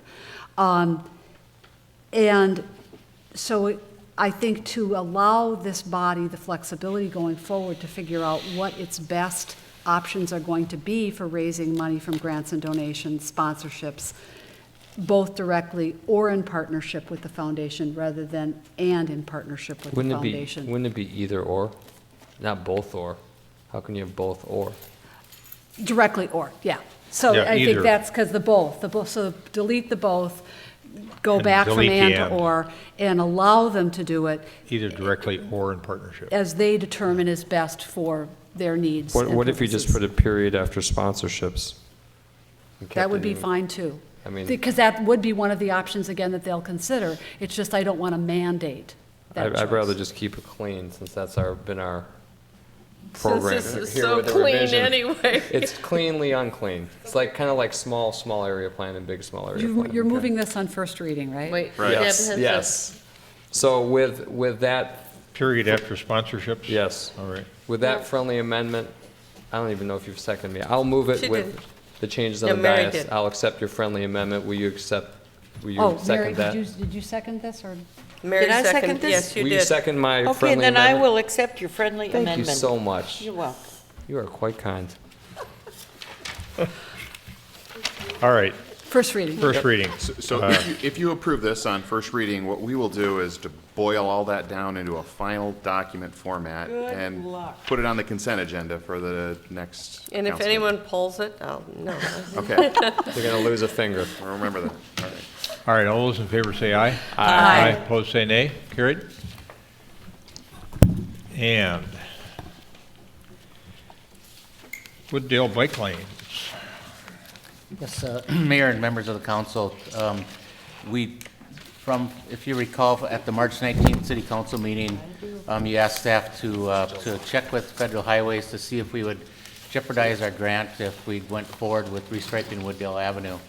And I did receive correspondence back last week stating that we would not jeopardize our $250,000 grant. So the next question is how do we fund this this change? It's around $30,000 is what we're estimating for the change from the advisory bike lanes to put in a center line and remove the dash lines. There's two ways, well, really actually three ways of going about it. One is to locally fund the project and have it done by what I'm considering Memorial Day if our winter weather ever goes away. Yeah, no problem. Yep. The other one would be to pursue a municipal state aid variance. The variance committee meets the last week or so of June. After that, we would have to, we'd have the plans ready to go, but we'd have to submit the plans for review for state aid and get their approval before we could go out for quotes on it. So we'd be looking at virtually the end of July if we went that route. The other way of potentially going about the funding is to go ahead with the restriping using our local funds and then going after a state aid variance after the fact. The state aid folks actually don't recommend to do that, but it'd be worthwhile going about it, in my opinion. The one thing that we do keep in mind is if we go that route, there's still going to be around a $4,000 cost to prepare the application for the state aid variance and such, is what I've gotten back from Alliant Engineering. So it's not just a phone call saying put us on the state aid agenda. There's documentation, plans, and things like that that need to be submitted with that. With that, I'll take any questions you have or direction, I guess. Thank you, sir. I've changed my tune on this a little bit, knowing the time frame, because I thought it might still happen yet in June, even with the variance, and it sounds like it's going to be mid to end July, and that's, I don't think that's acceptable. This was funded by the feds for this particular experimental application to begin with. We still always intended to have a treatment there, so us funding our original plan to me is not extraordinary. We just could not leverage the federal funds on this particular strip. So, What about an after-the-fact variance? How lucky do you feel? Well, I think we should try it that way. I think we should pay for it internally Pay and the seek full reimbursement. grant. I mean, that, I'm definitely ready to go ahead with the change. Yeah. I would Doesn't like, it cost us $4,000 to seek reimbursement because you have to have the variance? well, that's why I said how lucky Well, do you feel? there's some cost to the preparation of the documents that are required to seek the variance, that's right. Right, but if we paint it on our own and then want them to pay for it, we still have to get the variance, so it's still $4,000. That's What- right, yeah. Can I ask And if the we fourth- were inclined to get it done faster and pay for it ourselves? What do you think the probability of it getting an approval after the fact is? You have pretty good relationships down there. I don't think. I think it's going to be pretty tough to sell it. The only, we'll give it our best Yeah. shot, but I think it's going to be a tough sell to that group. I move that we pay for this ourselves and move on and don't try to get reimbursed. Second. I will support that. Discussion. I'd like to No just note, discussion? Yeah. yeah, like to just note that the space-marked parking bay is actually a parking lane. There are no, I mean, maybe is the term parking bay because there is no bay created.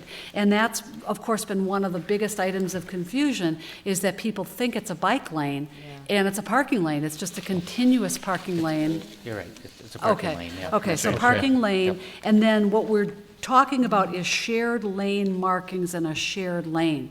Because again, just so we start to that public education and information, every road is a share the road? Sherrill's. No, this has a bike lane until it gets narrow at 56. 56, is it? 56. And then it goes to And then it Sherrill's. goes to Sherrill's.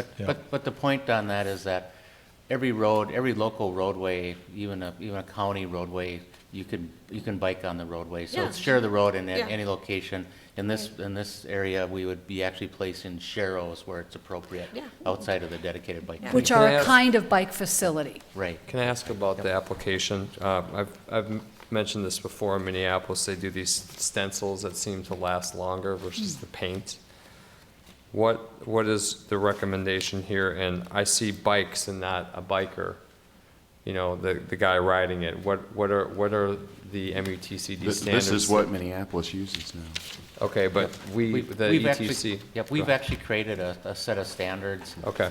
Detail plates that follow the MMTCD, and it does not have a biker on it. But we'll price this out both ways, is to grind the pavement, where these decals are, or templates are, and then paint it so that they last longer, versus just painting them right on the surface. And then what's the plan for the rest of the facilities that have the other symbol? We've talked a little bit about. Leave them until we have to repaint them. Well, we also talked, Director Hool and I and Director Olson had some discussion this morning. We are going to do some research and look at alternative methods for removal of the paint. So we are doing some research there, and the ETC has approved a set of markings now that we'll use, so we can standardize the markings that we are using. We haven't yet, though, put together a schedule for how those markings are going to be replaced. It will kind of depend on how we can come up with a way to remove the paint that's on the street right now. Can we hear what the outcome is of that research? Certainly. Before we decide to go forward with a grinding technique? I'd like to make sure that we make that decision carefully, because if we can avoid grinding out the existing paint, I'd like to That's right. do that. And apropos to that is all of the facilities with the bike markings from last year. And then, as the mayor and I have talked about, that section just west of Cahill to Antrim that appears to need a little bit of work to make it more of a top-tier facility. So that's on the agenda, though, as I understand you, correct? I don't know that that's on the agenda of what it means to make that a top-tier facility, because that... I guess it needs to be repainted somehow in that section. So It needs to be resurfaced. Yeah, that area, we're actually exploring what the costs are, so we can come back and tell Okay. you that it's gonna be this much money to diamond grind it, to eliminate the ghosts of the previous lines and such on that area. And then there's a couple areas that... That's a complimentary word. Yep. Yeah. The ghosts, the grind out. Top tier, I just mean that the lines are straight, that the facility is not too wide so as to make this, what happens on that street right now, the cars have to go way over. I think a better application could be done. And this year, I don't know if we plan on doing any striping of facilities. Let's take this year to improve what's there and make sure our network is standardized and top tier execution, and then we'll go forward next year and start to roll it out some more as we've done in the past. That's what I mean. Very good. All right, the other question I have from an ETC standpoint, improving the symbols that we're using. Yep. I'm hoping that the symbol doesn't have the same dimension as the one on Cornelia. They're going to use your height, I heard. I Are was they? going to Yeah, ask and then about, we're gonna lay I you was going to down ask about there. And then you're dimensions. going to be the template for how long it is. The actual Bike Boulevard symbol was deleted during the discussions with the ETC, and they'll be used on a case-by-case basis. But in the shared lane markings, for instance, or the sharrows, we can anticipate that the markings will be larger. We'll have a figure that's larger than those currently on Wooddale, so it'll be easier to see. They'll meet the MMTCD standards, which is, Right. which is a little bit larger in some cases, so, yeah. Okay, Yeah. thank you. All right, one other comment. I would really applaud you for having a good relationship with MnDOT, convincing Federal Highway Minnesota Division that they don't need repayment is huge. Thank you. That's a great victory. Secondly, when I read the letter from Dan Erickson, the last paragraph, I feel like he's real supportive of the notion that we seek this variance, because he says, from Metro State Aid's perspective, I'd like to note that if Edina plans to use state aid funding for the new lane striping, it will require a variance from state aid rules. Metro State Aid would support such a request if the city wants to pursue one. Well, that's significant, that the state aid office would support us. I think the way I interpret that, they'd support us going in without us spending our local funds, but what I worry about is the makeup of that variance committee, and looking at the community that I'm coming from to ask to pay for money that we've already spent money on. That's what I worry about, is Well, but it's an experiment. I mean, we knew it was an experiment going in, and experiments by nature may require some modification. And I think that we've been extraordinarily fortunate that in laying in 10 miles of bikeway, we're only asking to fix 0.8 of a mile, or whatever that distance is from 50th to Valley View.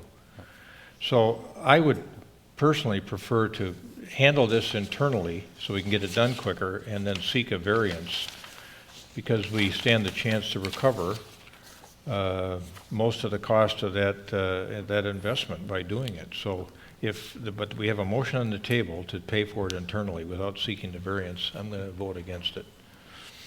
Well, so your perception of the chances of success of that argument are greater than what we heard earlier. All I'm doing is, Correct. I'm from You feel that's a from years compelling- of reading letters Okay. from MnDOT, this is about as encouraging one as a letter as I've ever seen. But it's not MnDOT staff that are going to approve this variance. It's, No, it isn't. You got a panel, and Right. they're county engineers, Right. is what they are. and we're from Edina. But we've got Metro State Aid Office. What I see here is their willingness to testify that we deserve this variance. Well, how often would that happen? I don't even know that I've ever heard of it happening, where the State Aid Office says, we support Edina in their request for a variance. They typically have, not in writing, but verbally. All the times I've been in there, they typically have supported us. or Director supported- Hool, have we ever sought an after-the-fact variance before?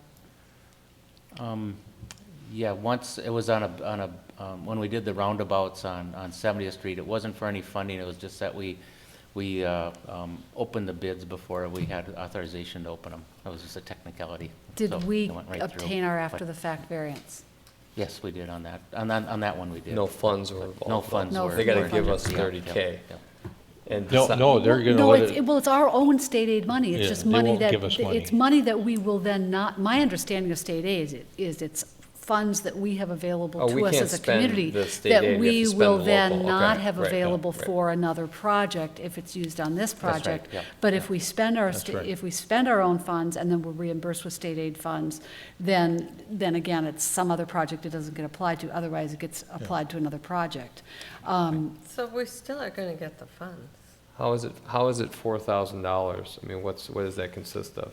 Well, it's It's not like putting we're the gonna lose those application and funds actually as long as we revising the spend them on plans. another state aid project. the We plan still- We sheets for we that. can't do that in-house? That's true. Yeah, We don't have the That's true. Maybe that's capability the- or Yeah. capacity, I I don't. mean, in this that's- one Why would instance, we- rather than, You know, rather that's a than good wagering my constituents 4K, you know, can't we do that in-house and be done with it? Then we don't have to worry about losing the 4K in this. right, because Well- we're gonna get these funds for a We'll different use them on project. another project rather than Right. on this project. I guess that's. Right, we're not that's- losing any money. Right, we're not, it's No. not, right. Yeah. We're having it, yeah, I think then that is the wise decision, and then we're not wagering $4,000. Okay, I'm comfortable now. You can vote how you want, Mayor.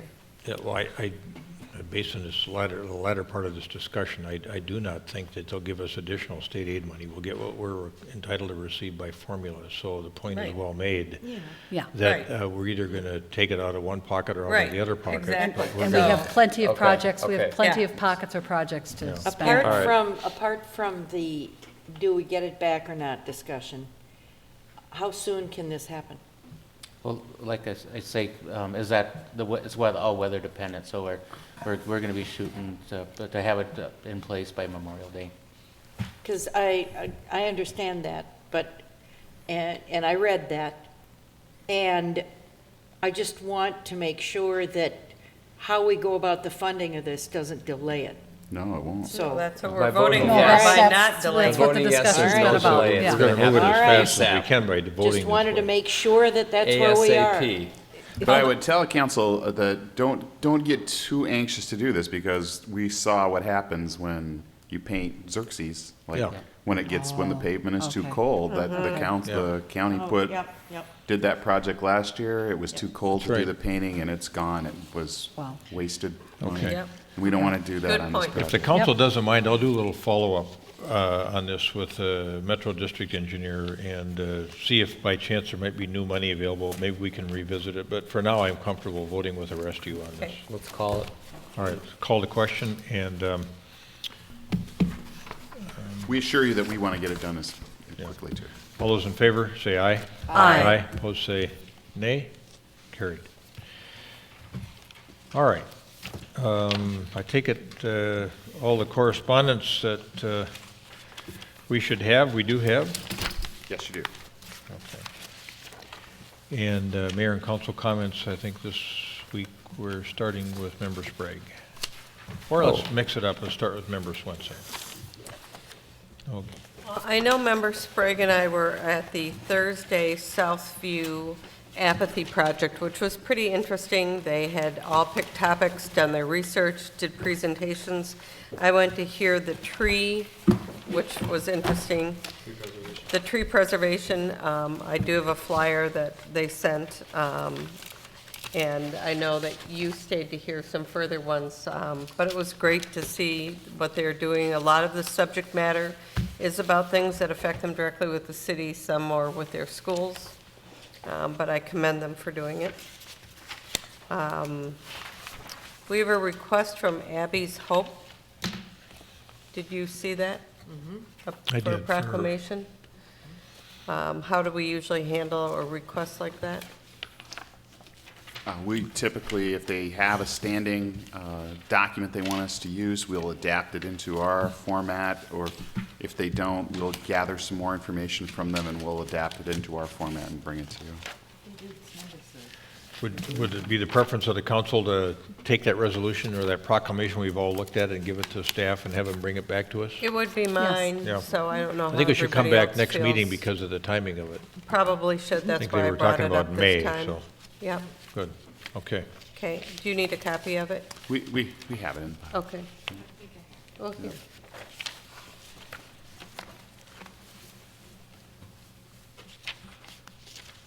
That's all I have. Okay. Member Brindle. I have several things. The Commuter Challenge is going on right now. I serve on the I-494 Corridor Commission, Commuter Services, and got some information, got a couple of posters that can be put up here. Between now and June 30th, ride the bus, or train, or bike, or carpool, or walk, or telework, or van pool instead of driving alone. And there are grand prizes available, including a $500 Visa gift card, a $500 Apple Store gift card, and other prizes including Amazon Fire HDs and Wii U game systems and 5 tablets. So they're making it pretty attractive. For information, it's mycommuterchallenge.org/commuter services. So, and then it's from the same group. Bike Walk Week is coming up June 9th through 15th, 2013. And this year's Bike to Work Day is Thursday, June 13th, promoted by Commuter Services. Then I spent last week, returned last night from Panama. I am involved in a Rotary International project with Rotary clubs in David and Boquete, Panama. This is a year-long project that is a collaboration being led by Edina Morningside Rotary with the Rotary clubs of David and Boquete in Panama. And the purpose of this project is to address the concerns of Rotary clubs in those two cities, whose joint project it is to improve health care available to all Panama citizens, with special emphasis on Panamanians who live in poverty and the native population, who receive substandard health care due to a lack of modern equipment in the clinics they visit, in the hospitals they use. By the end of this project, this is a one-year project, 4 40-foot containers will be shipped from Minnesota to Panama, carrying somewhere in the range of $1.5 million of hospital equipment. And this is used equipment being donated by Alina Health, and the other hospitals that donate equipment are Methodist and Mayo has made it known that they'll have equipment, and Regions Hospital in St. Paul has made it known that they will have equipment. So we are in a very technology-rich society here, and our hospital equipment is state-of-the-art. And the used equipment isn't that far from being state-of-the-art, and that's what's being shipped. Anything from MRI to X-ray to a full X-ray room to an ICU room, several of those, operating room equipment, operating room lights, and then the very typical things of beds and tray tables and wheelchairs, canes, walkers, whatever. So it's a huge project, being a one-year-long project. So this, in this last week, I was able to tour, meet the Rotarians face-to-face, tour hospitals and clinics, a hospice, a fire department that have received equipment just from the first container. The second container is in the water right now on a ship on its way. So it was a fabulous trip. I can tell you that if you want a beautiful, just an incredibly beautiful place to visit, Panama is a great destination. Takes about a day to get there, and it took us a couple of days of flights to really get to our destination because it was remote, but just fabulous. I toured the Panama Canal, and that is an experience. We're all familiar, I think, with locks and dams on the Mississippi River, and this is just an amazing series of locks and dams. So basically what the ships have to do is cross the Continental Divide. So they go up 4 tiers, cross the Continental Divide, and go down 4 tiers. And they have hours of the day in which you go from east to west, and they have hours in the day during which you go west to east. They are currently widening. The current canal is 2 lanes, 2 parallel lanes, and they're currently widening the canal to accommodate the bigger ships that are in use now, and they are adding an additional 4 lanes to this canal. So I think it's important to realize that the current canal was built between 1880 and 1914 and put in all this technology. And so the new 4-lane canal going in next to it, the technology that is underground, when you see that diagrammed, it is fascinating. And all of the new technology that's going into the new 4-lane canal that's next to this, to the current one, is the technology involved in that is really tremendous. So it's a cool place. And dollar for dollar, it's a cheap place to visit because things actually don't cost much there. Then this Friday is a busy day. I'm going to split my day between the Rotary District Conference going on at the Sofitel and Greater MSP Ahead, which is going on at St. Anthony. And then in the evening, I'm going to stop in at Braemar Figure Skating Club for the big show that is part of the celebration of Edina's Quasquicentennial. So that'll be fun. And I'm looking forward to that. And thank you to Brian Hedberg for staying on me to make sure that I can fit in my schedule. And then my last thing is that I would like at some point to get a report on how are we doing on the update of the website, what's working, what's not working, and how are we based on the expectations. So, but thank you. Thank you. Member Bennett. Thank you. I think we're all having really busy weeks and months, although I not travel to someplace so wonderful sounding and exotic and service-oriented as Panama. Members Swenson and Sprague, I missed you at Southview Middle School. I was on the other side. And I was able to hear presentations, 2 on littering, 1 on bullying and self-confidence, 1 on texting while driving, 1 on hallway behaviors and safety, 1 on students not having pencils, 1 on messy fitting rooms, 1 on bus etiquette, 1 on computer abuse, 1 on room temperature, 1 on park safety and appeal, 1 on band practicing apathy, and 1 on wolves. And I think the whole program is really worthwhile. It's wonderful that the students pick their own topics, they do their research, survey other students, sometimes they're surveying faculty members, and then preparing their presentations that include PowerPoints and sometimes some media, little films and stuff like that. So very, very worthwhile program. And kudos to the service learning coordinator, Julie Rogers-Bascom. She does wonderful, wonderful work. I will be seeing Member Brindle on Friday night at the figure skating show. In between that, we'll be also attending What's Up with the Weather on Thursday night at Edina High School. There's a resource fair from 6 to 7 p.m. and the Edina Dialogue presentation from 7 to 8:30 p.m. featuring Paul Douglas and also J. Drake Hamilton, Science Policy Director for Fresh Energy. It looks like a really, really worthwhile program, free and open to the public, again with the presentation beginning at 7 o'clock at Edina High School.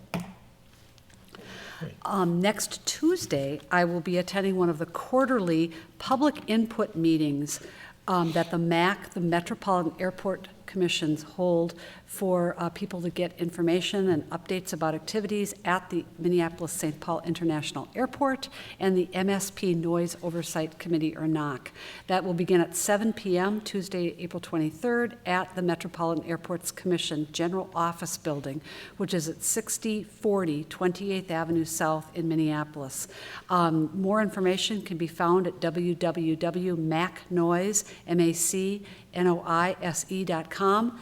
And also, Edina City Hall will be publicizing this. So I think it may go out City Extra or whatever our communications director decides, but people can look for that, and that will be something we'll be able to connect better to neighborhoods now that we're establishing that structure.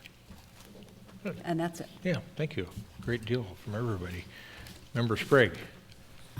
Thank you. It was interesting to hear that information on Panama, but not to date myself, but when you talk about Panama, all I can hear is this song by Van Halen from 1984, Panama. Anybody know that? Okay, so we have some other people that liked it. All right. I went to the Apathy Project too. I love the idealism and the energy of youth. It's very energizing for me. I saw a presentation, the first one we saw was on carpooling, and I thought it'd be kind of neat if we could maybe carpool to a meeting. Maybe we get a minivan and we could all go in the same van, kind of. All right. But the carpooling idea was very cool. They were talking about giving away carpool spots to students in front, and then various marketing techniques for encouraging that. I thought that was really neat. I hope next time, we talked about the website, I hope next time that Director Houle can give us show us a little update on the transportation website. I saw that in the traffic report, and I'd like to see that live if we can. And on a sad note, I just want to send out my condolences to any of the victims of that Boston Marathon tragedy, including that family that lost that child, Martin Richard. It's just horrific what happened, and I'm very disturbed by it, and I just want to send out my condolences to anybody who might know them and to the family. I know they'll never hear this, but you're in my thoughts and my prayers. That's all I got. Thank you. Yeah, thanks for those thoughts. Our own chair of our planning commission was out there with his wife who ran the Boston Marathon, and she crossed the finish line 10 minutes before the explosion. Really? So lots of stories to tell about that tragedy. Looking back the last couple of weeks, I met with the guys that are working on the Vets Memorial, including John Keprios, who's still volunteering time to help try to raise funds for the memorial. I can say that, memorial. And then that same day, I also testified in the afternoon on behalf of continued SHIP funding that was supposed to sunset, and they're trying to not only preclude the sunsetting, but continue it at historic levels, which it was cut in about half, I think, in the last biennium. And then the next day, on the 5th, I went in to the Capitol to testify on the Senate Transportation Bill. Our Senator Franzen has a significant role in that.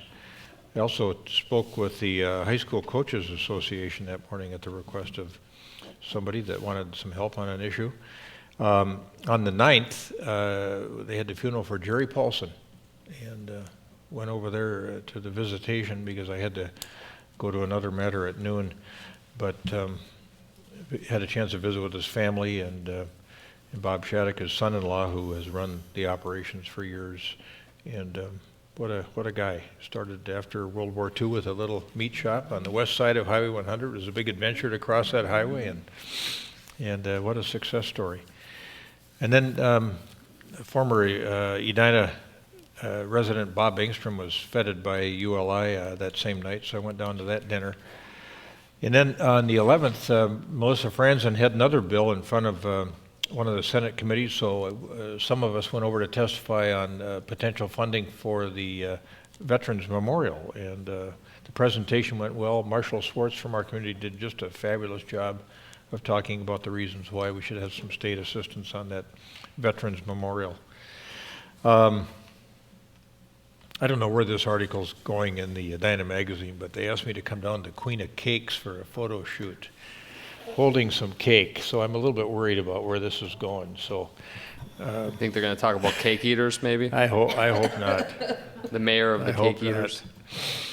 And then I'm glad to hear so many people went to the Apathy Project. I was over there this morning. I went over after Rotary and got in on about 4 presentations about the condition of the bathrooms at Southview Middle School, the water, the food quality, and then met with a group of 3 young women that whose presentation had been how much house should you be able to build on a 50-foot lot? Oh, Emily and yeah, those 3 that you must have seen. So. As you said, it's just astounding. Their knowledge of technology, their use of technology, and their presentation skills as middle schoolers, 7th graders, it's really fantastic. We got a great group of young people growing up in our community. And that's it for me. On the thing that Member Bennett mentioned, Thursday night, that's a great event. I'm expecting a couple hundred people there, and they've asked me to be the moderator over there that night, so hope you guys can make it over there. I think it'll be an interesting evening. I think Paul Douglas will do an interesting job of talking about what's up with the weather. Manager Neal. Thank you, Your Honor. Just 2 things for me tonight. One is that in your packet this time, you have a copy of the City of Edina Assessing Division, the assessment report. That's the newest information about our valuation as a city.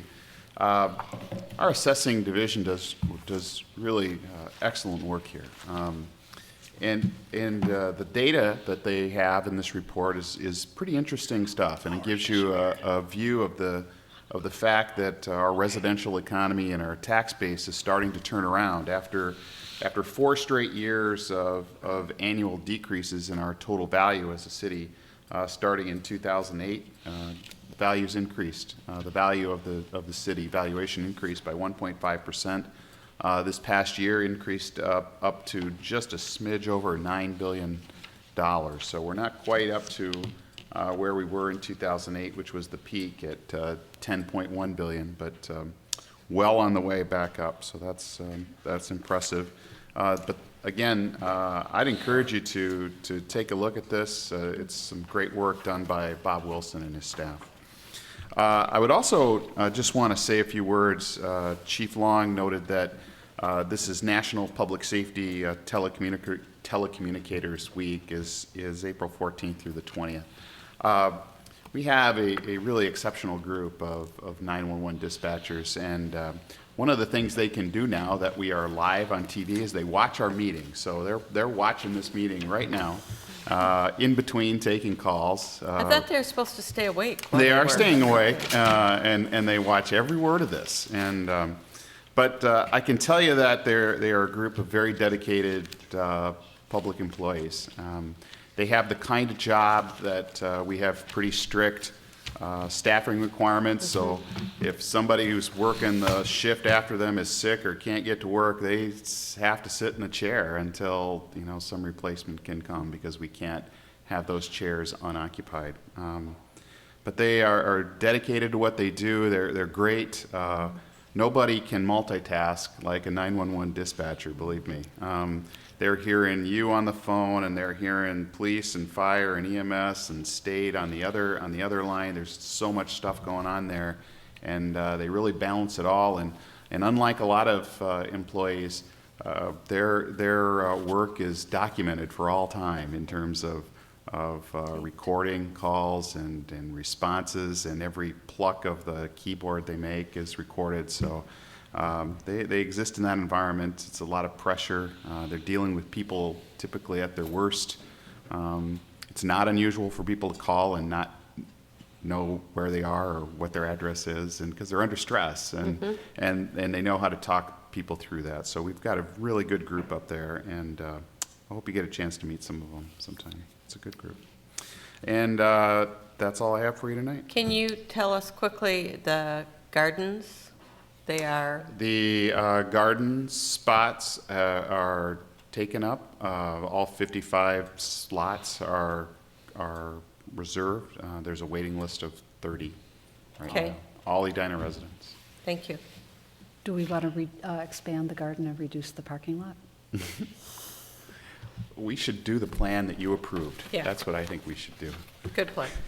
All right. So we still have more business. I did notice in the, on my desk tonight, was a thank you letter from Veep too for the contribution that we made to them. So I have if a there's quick- no business. I have a quick question for Okay. Manager Neal. I know we have to do the HRA. I saw in Minneapolis, I was going down a street and I saw a pop-up trailer with a camera. Do we utilize that technology at all in Edina, or have a need for it? It's a trailer, and then there's a pole with a camera, and it pops up so you can monitor a certain area without actually physically being there. Yes, we do. Okay. We have remote video capability. Okay. And who employs that, or what? Typically the police Police department. department, okay, thank you. Oh, one other thing before we adjourn this meeting, made me think of it when you talked about traffic. Wayne, why don't you report out on the meeting we had with the county on Xerxes Avenue? That was really quite a good outcome. Yes, we met a week ago or so on Xerxes Avenue, 2 weeks ago actually now, and the outcome of that was that we were, the county's actually putting in, the barricades should be in, I haven't checked it, but there should be 3 barricades that are in the parking lanes to help keep people from using the parking lane as a driving lane. And then the county's going to be restriping the parking lane as soon as they can get their stripers out, just like we have on Wooddale, to restripe that, and then they'll be striping up bump outs, similar to what we did on Wooddale, but they will be actually adding a vertical element, which will be like a traffic control delineator on the bump outs itself. We're going to actually be studying Xerxes Avenue from about Heritage Drive up to just a little bit north of 60th as far as the traffic goes, get the traffic counts, and then when the state redecks the bridge in 2014, we can work with them on a restriping of the bridge deck over the crosstown for different lane arrangements, and then look at what the turn lane lengths that we need right by the interchange of the crosstown and That Xerxes right Avenue. turn lane going southbound. Correct. That they don't have enough storage there even with the current restriping, so that's something that would be studied. Yeah, we'll study Okay. that to see what the counts are, but we'll probably be doing the counts in the next few weeks here because of the Penn Avenue project that the state and the county has undertaken on Penn Avenue from the crosstown north towards 50th Street, and the bridge is scheduled to be redecked sometime this summer on Penn Avenue. So So we want to get all our counts done prior to that. We had probably a half a dozen neighbors there, and I think they left with a real good feeling about what the future was for Xerxes Avenue. And the county will eventually, after Wayne finishes that pilot work, build in permanent bump outs along the way between 60th and 62nd, or the crosstown. So how does that impact our sidewalk proposal? It has no relation? No relation. It's south of the sidewalk proposal. Yep. And is that still coming forward now that we have PACS funding? What I'm be bringing up with the Transportation Franchise Commission on fee. Thursday night is to help staff out with prioritizing the 5 petition projects that we have on the shelf right now, to which ones we'd go forward with first, and then we'd come up with a prioritization of the Okay. sidewalk plans from there. Thanks. Well, and the bump outs will enhance the existing sidewalks, because I think they're curb sidewalks. That's They are correct, right yes. behind So that, bulkhead. that would Yeah. provide some nice buffer.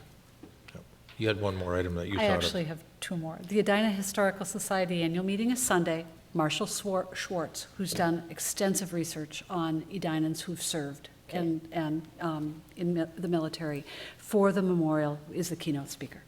That is Sunday afternoon at the Historical Society Arneson Acres, and Edina Reads is Monday night at 7 at the Senior Center. The book is A Thinking Man's Bully. This is co-sponsored by Edina League of Women Voters, Edina Libraries, and I believe the Human Rights and Relations Commission also.